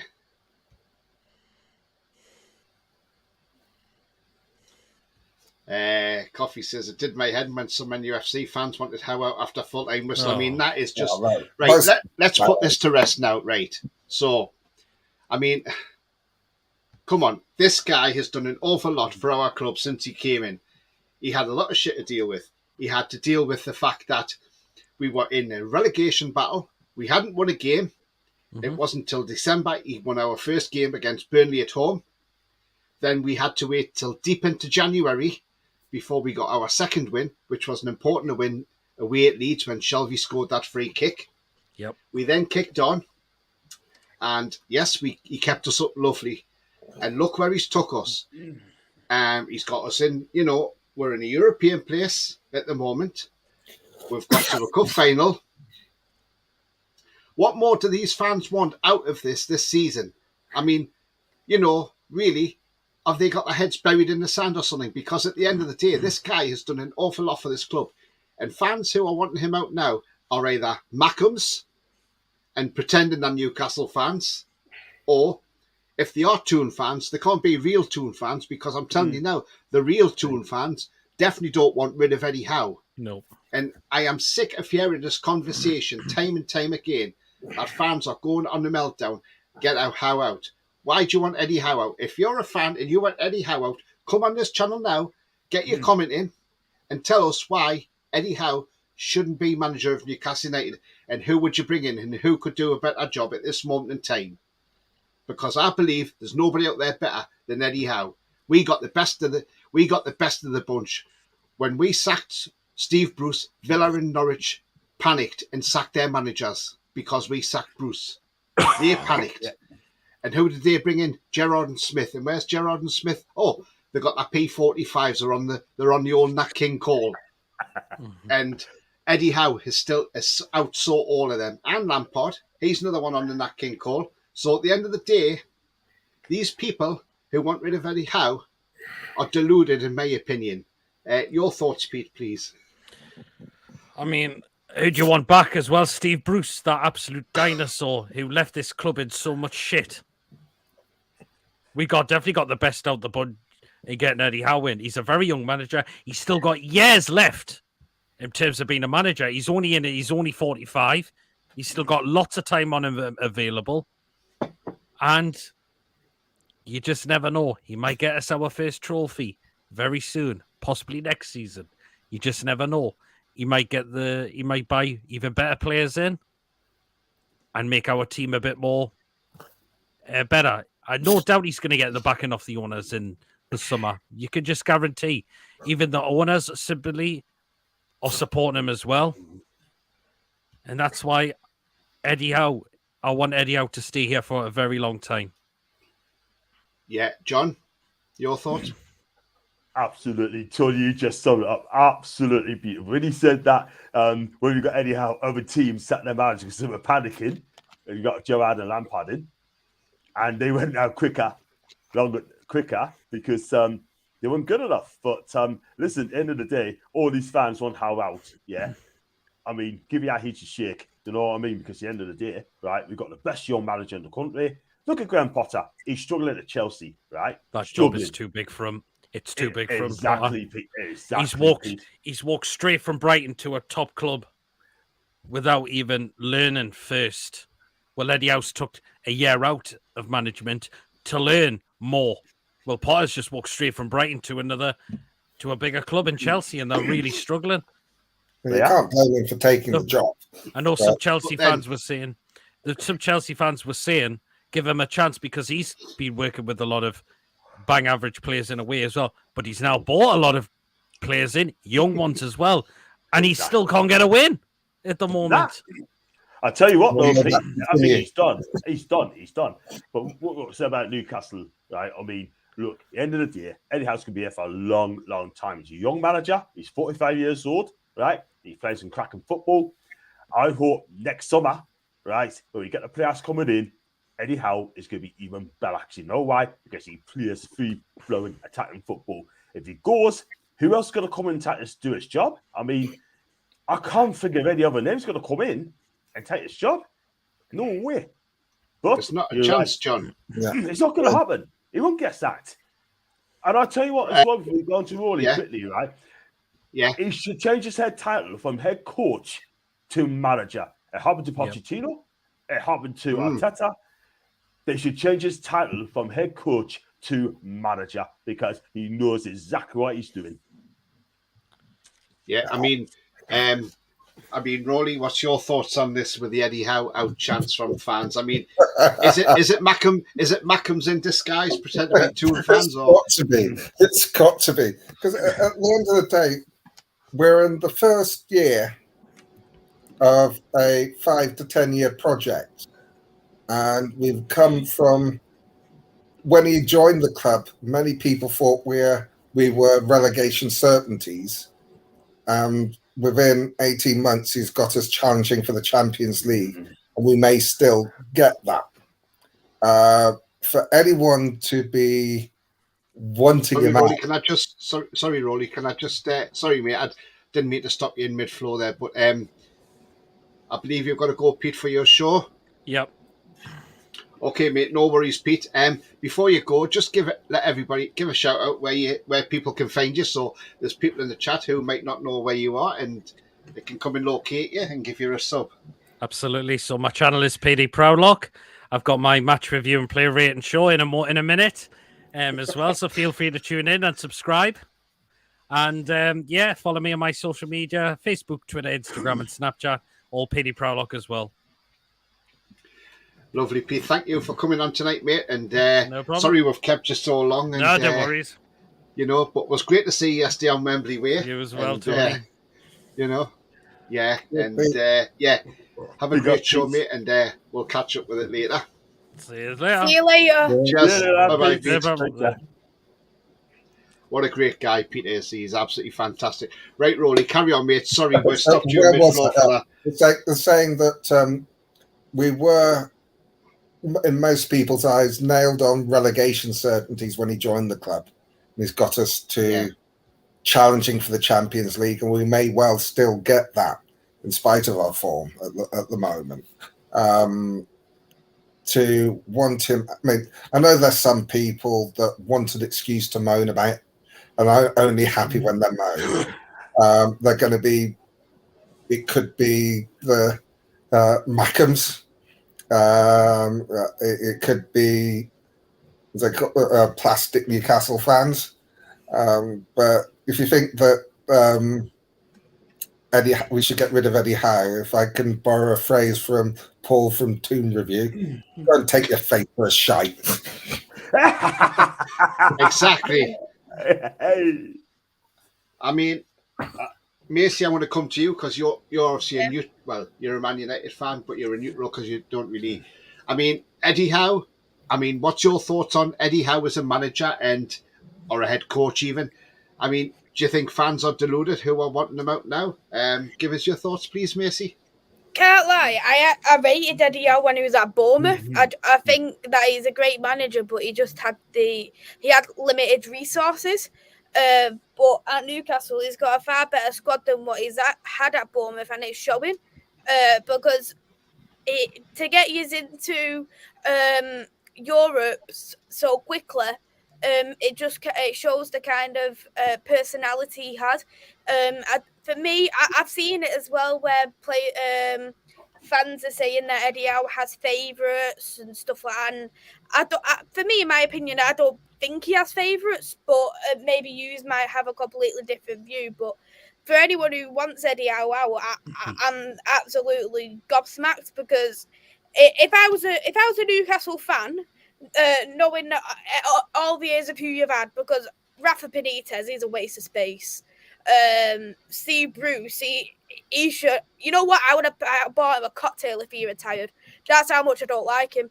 But like Eddie Howe, I really like him as a manager, and I think that in time to come, he could become an absolute fantastic manager, even better than what he already is. When he gets a better squad with better squad depth, there's no stopping him really. So I think give the guy a bit of time. He's been there for a year and he's already got you into Europe. Like what more could you really want? Got you into a cup final. Yeah, absolutely well said, Macy, and you're absolutely spot on. I mean, it's nice to get it from a different perspective as well. And don't forget, Martin Samuels, the journalist as well, turned around and said last year, and these were his words, I quote these words from Martin Samuels, when Eddie Howe come into the club, Newcastle, Eddie Howe, they've missed a trick here. They should have got Steven Gerrard. Aston Villa have snapped up the best manager. Well, Martin Samuels, you're another one who needs to take your face for a shit, mate, because you got that certainly wrong, didn't you?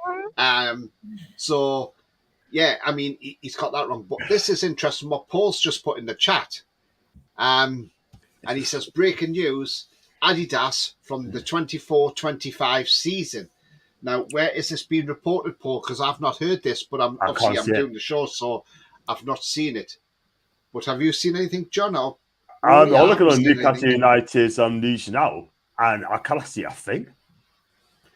Where's this report come from, Paul? Can you just let us know, mate? So that means if it is from that season, then we're stuck with Castore for another season by the looks of things then. I says, it's on Twitter, but I don't know how real it is. Yeah, exactly. I mean, we are best wait until we hear from the club, but I wouldn't have thought the club would let that happen. I would think they'd want to get rid of Castore as soon as they possibly can, but we'll keep an eye on it, Paul. We'll await further developments, because I'm just having a look as well. The resources don't really look very reliable, to be honest. Yeah. So I'm looking at Mouth of the Tyne webpage, and he tweeted it out, and he said that Adidas will collaborate with Stella McCartney for the design of Newcastle home shirt for the 24-25 season. Silverstone did something similar at Arsenal, so he's replicating the commercial success he had at AFC with us. The design team is already in dialogue. Sefton says, I don't think any of our true fan base want to change a management structure, especially war Eddie. Absolutely, Sefton. Coffee says, it wasn't Twitter fans, it was even fans I know personally who went off on Howe at the final whistle. Good thing is, though, few were a minority and they were schooled by the majority of others around them. Well said, Coffee. Yeah, absolutely, mate. Paul says, few Newcastle pages posting out, but again, it's Twitter. Exactly, Paul. Until it's actually confirmed by the club, yeah, I would just take it with a pinch of salt, because anything that Twitter put on, half of it isn't true anyway, or the majority of it isn't true. But again, we just await developments and see what happens. I'm sure the club will make an announcement if that's the case. But I'd be very surprised if Castore are still there next season even, given the problems they've had and all the stuff that they've put out. I mean, the amount of shirts, I mean, I'll come to you, Macy. I mean, I know, with your kit supplier and everything, and Adidas. I mean, have Adidas done what Castore have done to us? So what Castore have done to us is, not only did we have the 4 shirts, obviously, for the season, because obviously we had to change the shirts for Brighton and every shirt clashed with Brighton's kit. But this year, Castore have brought out 2 or 3 different training tops. So they've just brought out another training top. They brought out limited edition shirts. They brought out the bucket hats. They were selling scarves for Wembley for 25 quid a pop. I mean, has that happened in your club where they've brought out all different kits during the season to expect fans to buy them? We've got the free, not like the home away, the third top. We've got 2 different training kits, one for Premier League and one for Europe. We did have like a Chinese New Year jacket for the Chinese New Year for the players to wear. So yeah, they bring out a lot of merchandise, but in my opinion, this is obviously not down to everybody, but I'm not a massive fan of Adidas. Like, I feel like all the kits we've had under Adidas are pretty ugly. The only top I liked is this season's, which was the green one, and I don't really want to buy any more shirts at the moment with Man United. So, but I quite like Puma. I think they've made the best tops, and I really like the retro looking ones where they've got like the shirt badge in the middle and stuff. It just gives me like 90s vibes, but obviously that's down to everybody else, really. Yeah. Paul says, I don't think it was to happen. It would happen next season, so I think it would be a good well to create the strips. Well, it's amazing how quick they can do a strip quick, because all they've got to do is design it on a computer, Paul, and then they can just, boom, run it off a machine, so it's pretty straightforward. Kenny says, I just cancelled another £200 order as they didn't have the limited edition cup top 4 days before the final. Wow. That's good stuff for you. Paul says, I like the Man City special edition for the Chinese New Year. John, I like coffee, says John Sinclair TV shirt sponsor from 23-24 season. Don't think John's got £22.5 million for a season on a Newcastle shirt. If he has, he's not told us, and he hasn't shared anything with us. Kenny says, we had a one-off Brighton top, then the £130, the 130 year top. Yeah, exactly. That's what I'm saying. We've had too many tops, and with it being a cost of living, you'd think they would have had a bit more sense, but it's like Castora trying to eke as much money out of the fans as possible. They seem to bring a new strip out every time the wind changes direction. Yeah, they do. Yeah. And Coffee says we've had like 4 or 5 kits a season released. I mean, John, what's your thoughts on the way Castora keep bringing out these different tops, considering we have a cost of living crisis and not everybody can afford it? And the problem is you've got families and you've got little kids, and they'll see that training top and they'll say, oh, Mum, I want that top. I want that top. And it puts pressure on the parents, because then they'll say, well, my friend at school's got that top, but if I don't get that top, I won't be in that crowd. And then, you know, parents have got pressure to buy this stuff. I mean, what's your thoughts, John? Do you think it's disgusting, and do you think it should stop? Or do you think there should be a limit on what they can? I mean, obviously, it's probably hard to put a limit on what they can have, but I mean, what's your thoughts on it?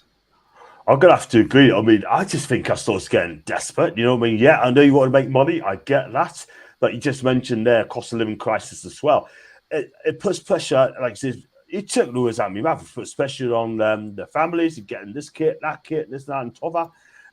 And they just can't do it. I mean, Castor as well, they get a little bit expensive as well now. Do you know what I mean? Like the scarves, the shirts, and also, are we going to be with Castor next season? I don't know, Tony. It could be changing the kit sponsor next season. Like, do you know what I mean? Like Adidas could be. I mean, Macy likes Puma. We had Puma, by the way. We're not too keen on Puma. Nike as well. New Balance as well. I don't mind New Balance. But at the end of the day, I mean, those 3 I'd take all day long. But it's definitely going to be Adidas for me. And I think Darren Lills is trying to end their contracts early to the end of the season and then go with a new one, because we want to move on for Castori. I don't think they're very good. I don't like the size of it. I mean, if you go medium, it's still small. If you go large, it's medium. They just do the wrong sizes, do you know what I mean? And they're just ripping fans off now. Fans had enough of it, Tony.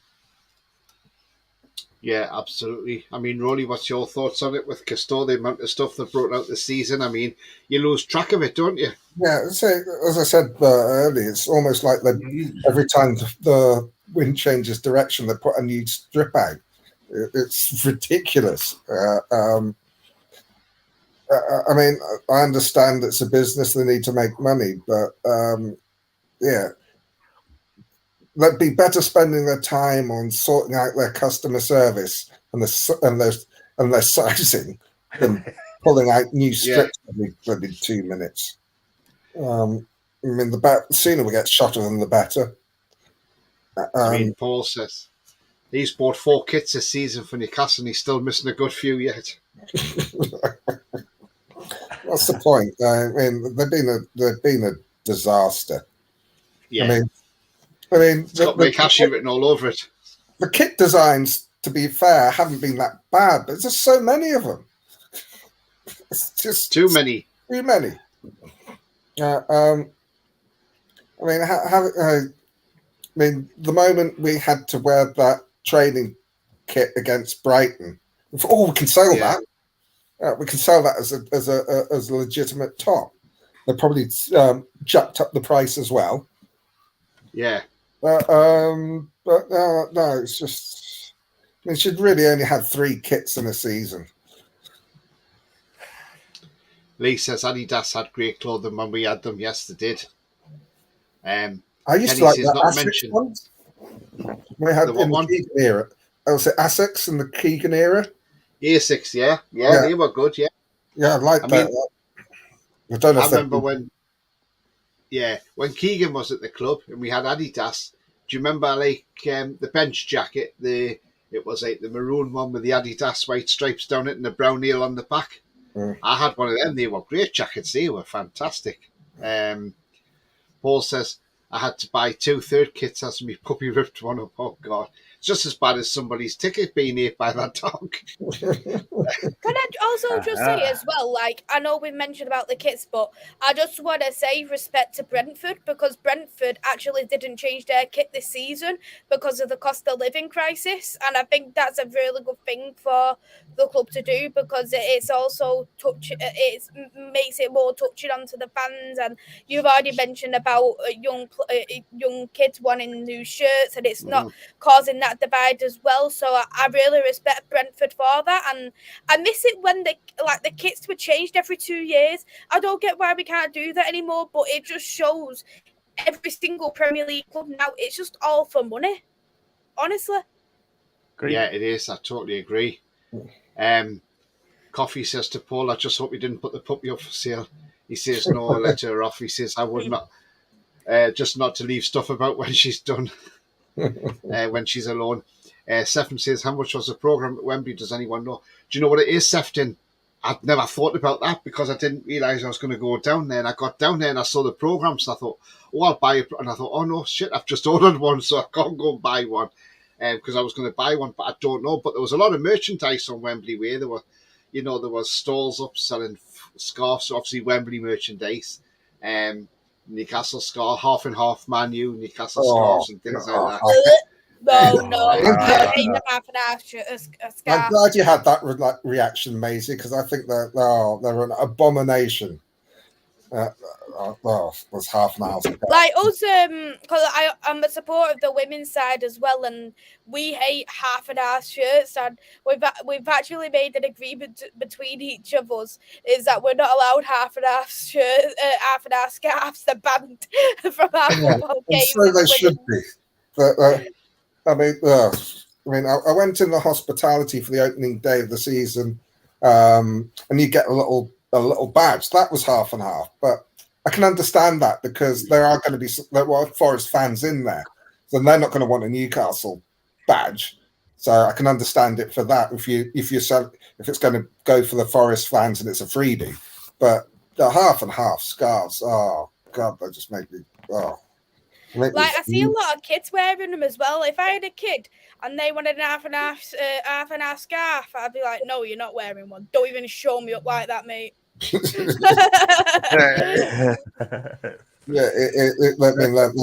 horrible. Dear. Turn my stomach almost as much as Sunderland.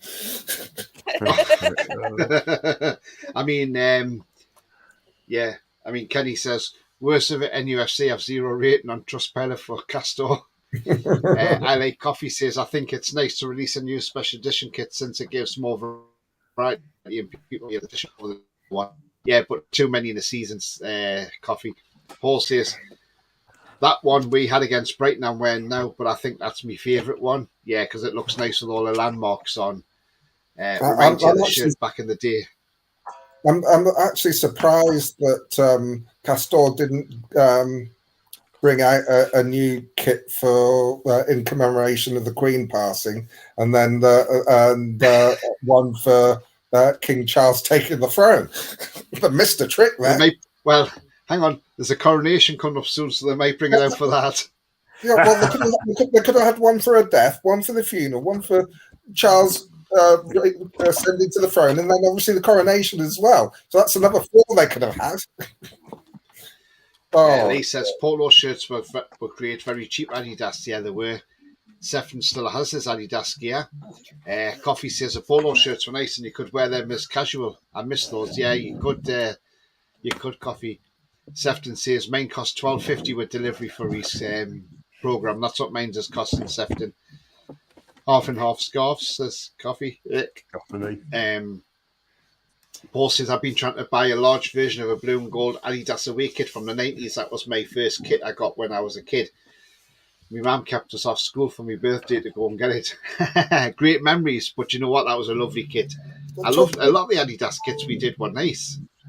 Talking about old kits, when I was at St James's for the Liverpool game, I obviously went into the club shop. And they had some of the retro kits, the Asics, the black and white striped ones, where I always remember Barry Venison wearing when we got promoted. They had the one from I think it's the season where we always went down, which had the thick and thin stripes, and they're only £25 each, which I thought was quite reasonable. And they had that green with the blue stripes. We've had some good kits in the past. Yeah. I mean, we have had some good kits. Breaking news, guys. Yeah, breaking news. Just to let you know, that England manager Serena Wiegman has won the best FIFA women's coach.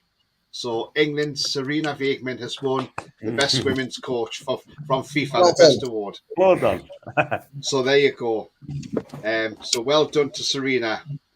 Breaking news again as well, guys. Coming from that ceremony as well, and this will please Macy. England and Manchester United goalkeeper Mary Earps has won FIFA Women's Goalkeeper Award as well. She is a brilliant keeper, Mary Earps. I like her, Mary Earps. Really good best goalkeeper in the world, without a doubt. You would not even think she was 5'6" by the way she plays. Same height as me. Coffee says, I think the people who have superior knowledge on that one, because I'm not a big follower of women's football. You need to be. I mean, do you know what? I was never. Do you know what? I watched the World Cup the last time. And I thought that was pretty good, and then the Euros, obviously, and I watched the Euro clock as well against Italy. Italy were lucky with that goal, that equaliser, because that was out. The ball was out. I'm not trying to sort of do down women's football, because there's a lot of skill, but it's just. Haven't got the bug for it yet. Will I get it? I don't know. Watch the World Cup this summer, and you'll get the bug, because the team we've got to beat the USA, and we've beat them under Serena. They have some good players. I think the problem problem's the wrong word. I think that what it is, and it's not just football, is the pace and the power. That's what's missing, and it's through no fault of their own. It's just the way their game is, and I think that's what I miss more than anything else. Yeah, definitely. Yeah, and that's probably because I've not watched enough women's football to get over. I mean, it's in a way, it's in a way it's similar to Scottish football to me, because Scottish football. It's there. I have an interest in who wins, but it's not something I go out and watch, because in the Scottish football series, the quality that's lacking. With the women's game, the quality is there. It's the pace. It's just little things that make all the difference for me.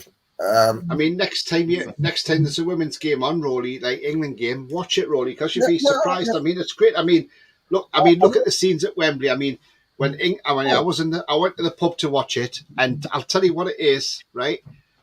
I went to the pub for a meal to watch the England game, and that pub was packed.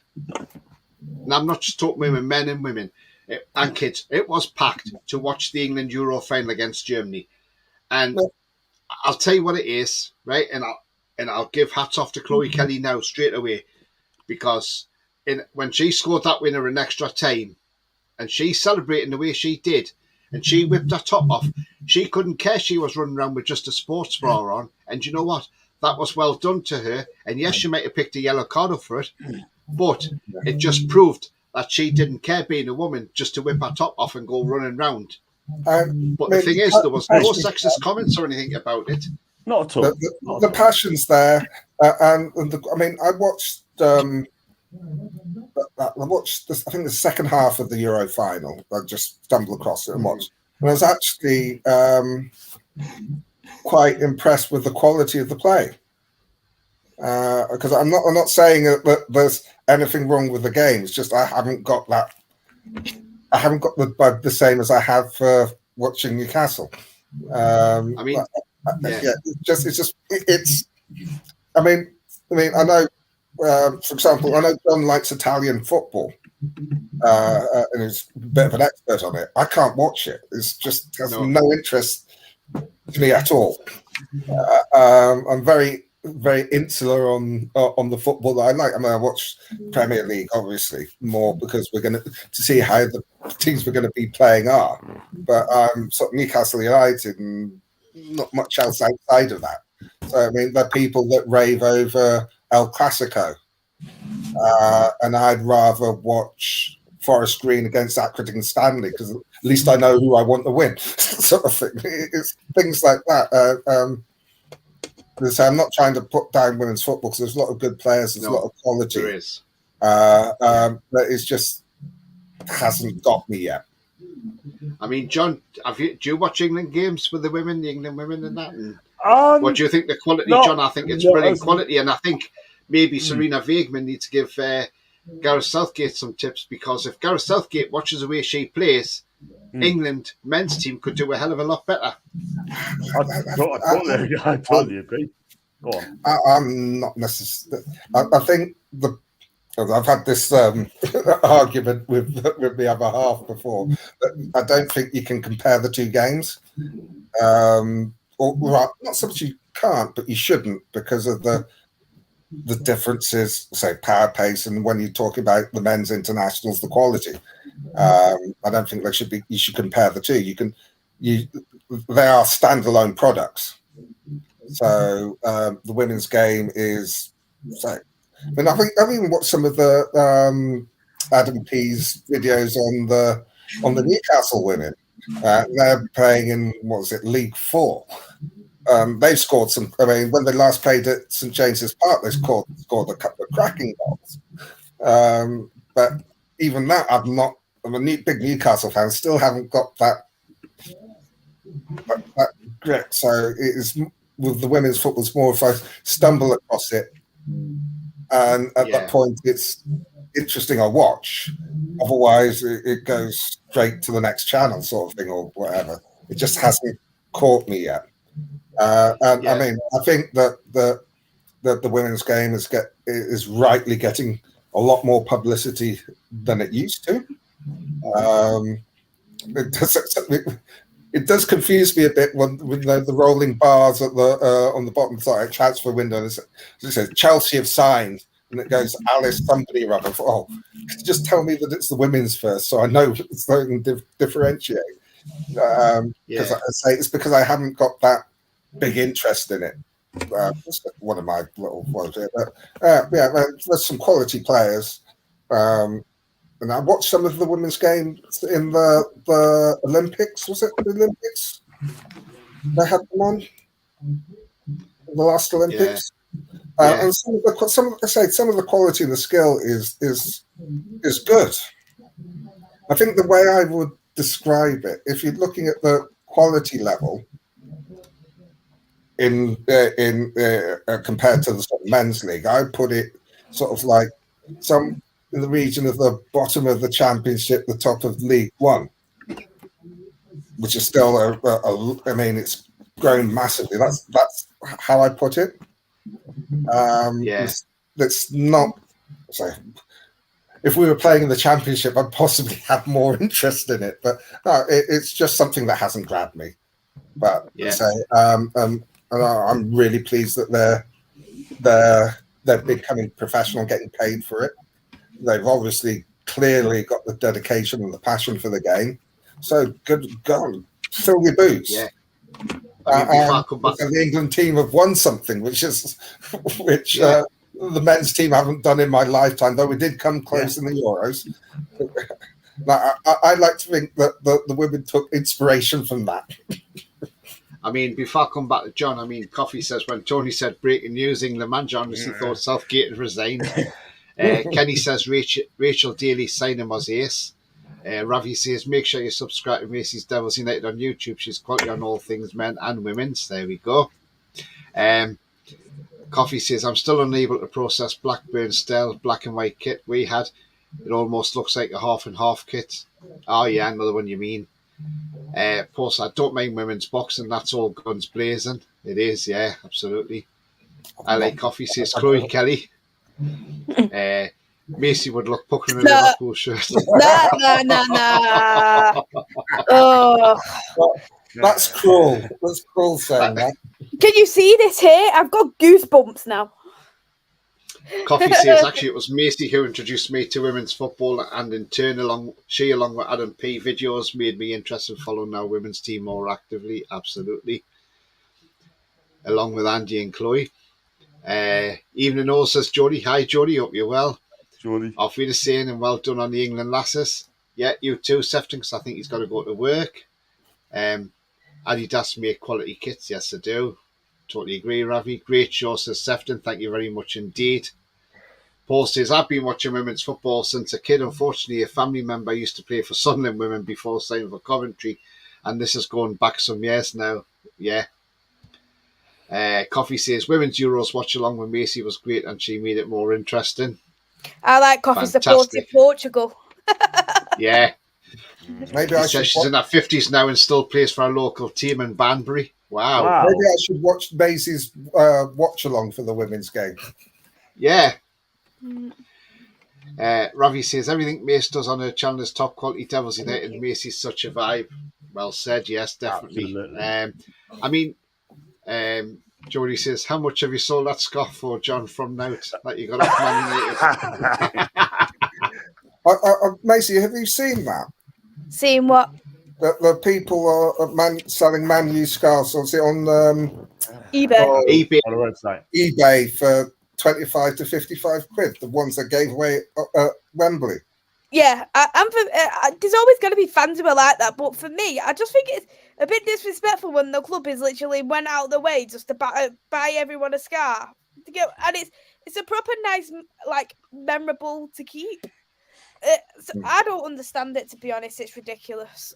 And I wouldn't pay 55 quid for a scarf. I don't care where it's come from. Yeah. It could be made out of bloody royal diamond crowns, and I still wouldn't buy it for 55 quid. We were laughing when Castor put out their Wembley scarves for 25 quid. So not bloody paying that. Crazy, man.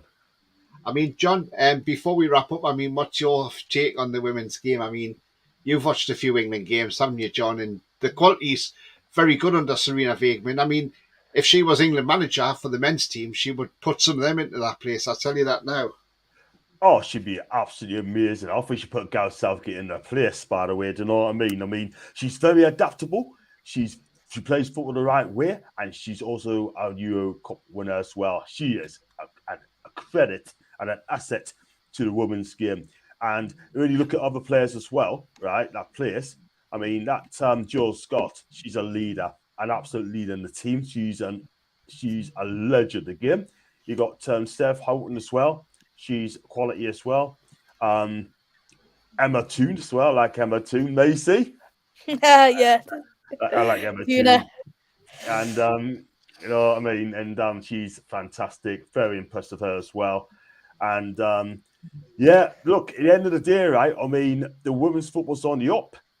The standard of football's been absolutely crazy. Oh, I know you're not a big fan, mate, of that last place at Chelsea, the Australian lass. What's her name? Sam Kerr. Oh no, I like her. I think she's brilliant. Sam Kerr, she's fantastic. She really is a good player. She's so deadly. Class. She is. How old is she now? She must be about 30. Yeah, she's roughly around 30. Yeah. Oh, I tell you, she's still one of the best finishers. She's still the best finishers in the league. But I tell you something, right? I mean, between her and Emma Toon for me, she destroyed Great Britain in the Olympics as well, didn't she, Sam Kerr? Yeah. Did she ever? Yeah. Did she ever? She is very good. Well, cool. Guys, we're coming to the end of the show. Coffee says, Katie Barker, Chloe Kelly, Ella Toon, what an awesome front three if they all played for Newcastle United women. Yeah, absolutely. Yeah, so we're going to wrap up, and it's been a great show, guys. And yeah, we've spoken about all sorts. We've ended up speaking about women's football. That was because I saw the thing there about the manager and the goalkeeper, Mary Earps, winning awards, which is absolutely fantastic. So I'm going to start with Macy, as she's the guest on here, and she's made her debut on my channel today. So what did you make about coming on my channel today, Macy? I really enjoyed it. Thank you, Tony, for having me on. And it's great to do a show with Rolly for the first time. And always good to see John, as always. Yay! My favourite podcast. Do you want to give a shout out to everybody where they can find you, Macy? Yeah, my YouTube channel is Devils United. Ravi's already mentioned on there. I do men and women's football for Manchester United. I do a tiny bit of sporting content now and again as well, just because I think, for me, in my opinion, the Portuguese league, I really like it, and I think it's a very underrated league as well. You don't really hear much about it. It don't really get shown in the UK. I've literally got to find it on Bet365. I put a tenner in just to watch sporting games week in, week out. But yeah, that's my YouTube channel. My Twitter's at @2_Maze1012. Thank you, Tony, and congratulations on 400 subscribers. Well deserved. Yeah, thank you very much indeed, Macy, and thank you for coming on as well. And I have to have you on again, that's for sure. Absolutely. Yes. Now you've been on, you see, you can come back on again. And yes. Rolly, what can you let people know where they can find you? So I've got new people in the chat tonight, so they might not know where they can find you. So can you enlighten them, please? I'm on Twitter at Poll67. So you'll see his handles just down there. And if you give Rolly a follow, I'm sure he'll follow you back. Yeah, I'll follow you back. Now we come to the man of the people. Yes, Mr. John Sinclair. Yay! Oh, yes. The man who stood in Trafalgar Square and 50,000 wanted his autograph. I had about 5 or 6 photographs as well, especially a few people there as well. Matty Longstaff as well, he was one of them, and a couple of lads as well. And yeah, it's all great. So it's going in. My socials is going to be on Twitch, John Sinclair TV, also on Facebook, also on TikTok. You can find us on Twitter, John_NUFC42, and you can find us on John Sinclair 50 on Insta. And I've just had an email from Creative Design Club saying that they love me football content and they want to know more about this as well. Who's that, John? Creative Design Club. I mean, they say, I hope you're fine. I love the football content. I want to know that the things missing in your channel are good thumbnails, profile sets, etc. I'm not sure if it's a sponsorship. I don't know. But they just send us a link to say they want to do some thumbnails, etc. as well. So I'll probably look into it. Yeah, look into it, John, because a lot of people out there, because I've had people message me saying, do you want help with any designs for your channels and things like that? And it's just people trying to sell stuff, isn't it? So because I see you're active as a YouTuber and, I mean, I've only been doing, I've only been doing this for 4 months, but yeah, John, I mean, it's, just be careful. But yeah, you know where to catch John now, and he'd give you a shout out where all his channels are. And with me, you can find me on Twitter at TonyTony31. Same name on Twitch as well, by the way, guys and girls. Also, you can find me on my channel, which you're on now. I'm now on 404 subscribers, so thank you to everyone who subscribed tonight as well and in the past. It's all appreciated from everybody. Don't forget to smash those likes on the way out as well, if you haven't already done so. Coming up, I may have a show tomorrow, but then Wednesday and Thursday, I'm away in Edinburgh, so I won't be around. I'm going to Edinburgh for a couple of days break. I may do some sort of vlog when I'm in and around Edinburgh and just upload a couple of videos maybe and give you a bit of a sightseeing tour of Edinburgh. My dad's birthplace, by the way. And then I should be back Friday with something. But do keep now. If I do put any little vlogs on from Edinburgh, it'll be a couple of touristy vlogs, but it's something different, I suppose. But yeah, like I say, you know where to find me on social media, so you can find me there and give me a follow, and I'll follow you back, no problem at all. Just going to a couple of comments. Julie says, good night all. Good night, Julie. You like, Coffee says, don't forget to hit the like and subscribe. Thank you very much indeed, Coffee. And he also says, bye, Tony John, and Mason, Macy, and Rolly and all.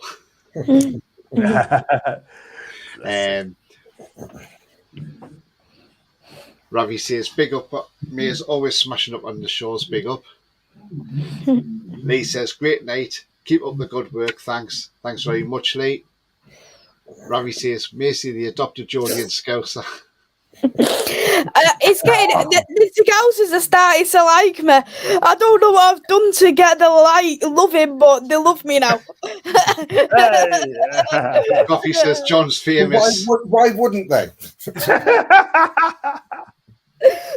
are meant to hate Manx. Yeah, but it's Coffee you. says, I've been to Edinburgh. I'm not Awesome talking place. about liking every Manx, it's you.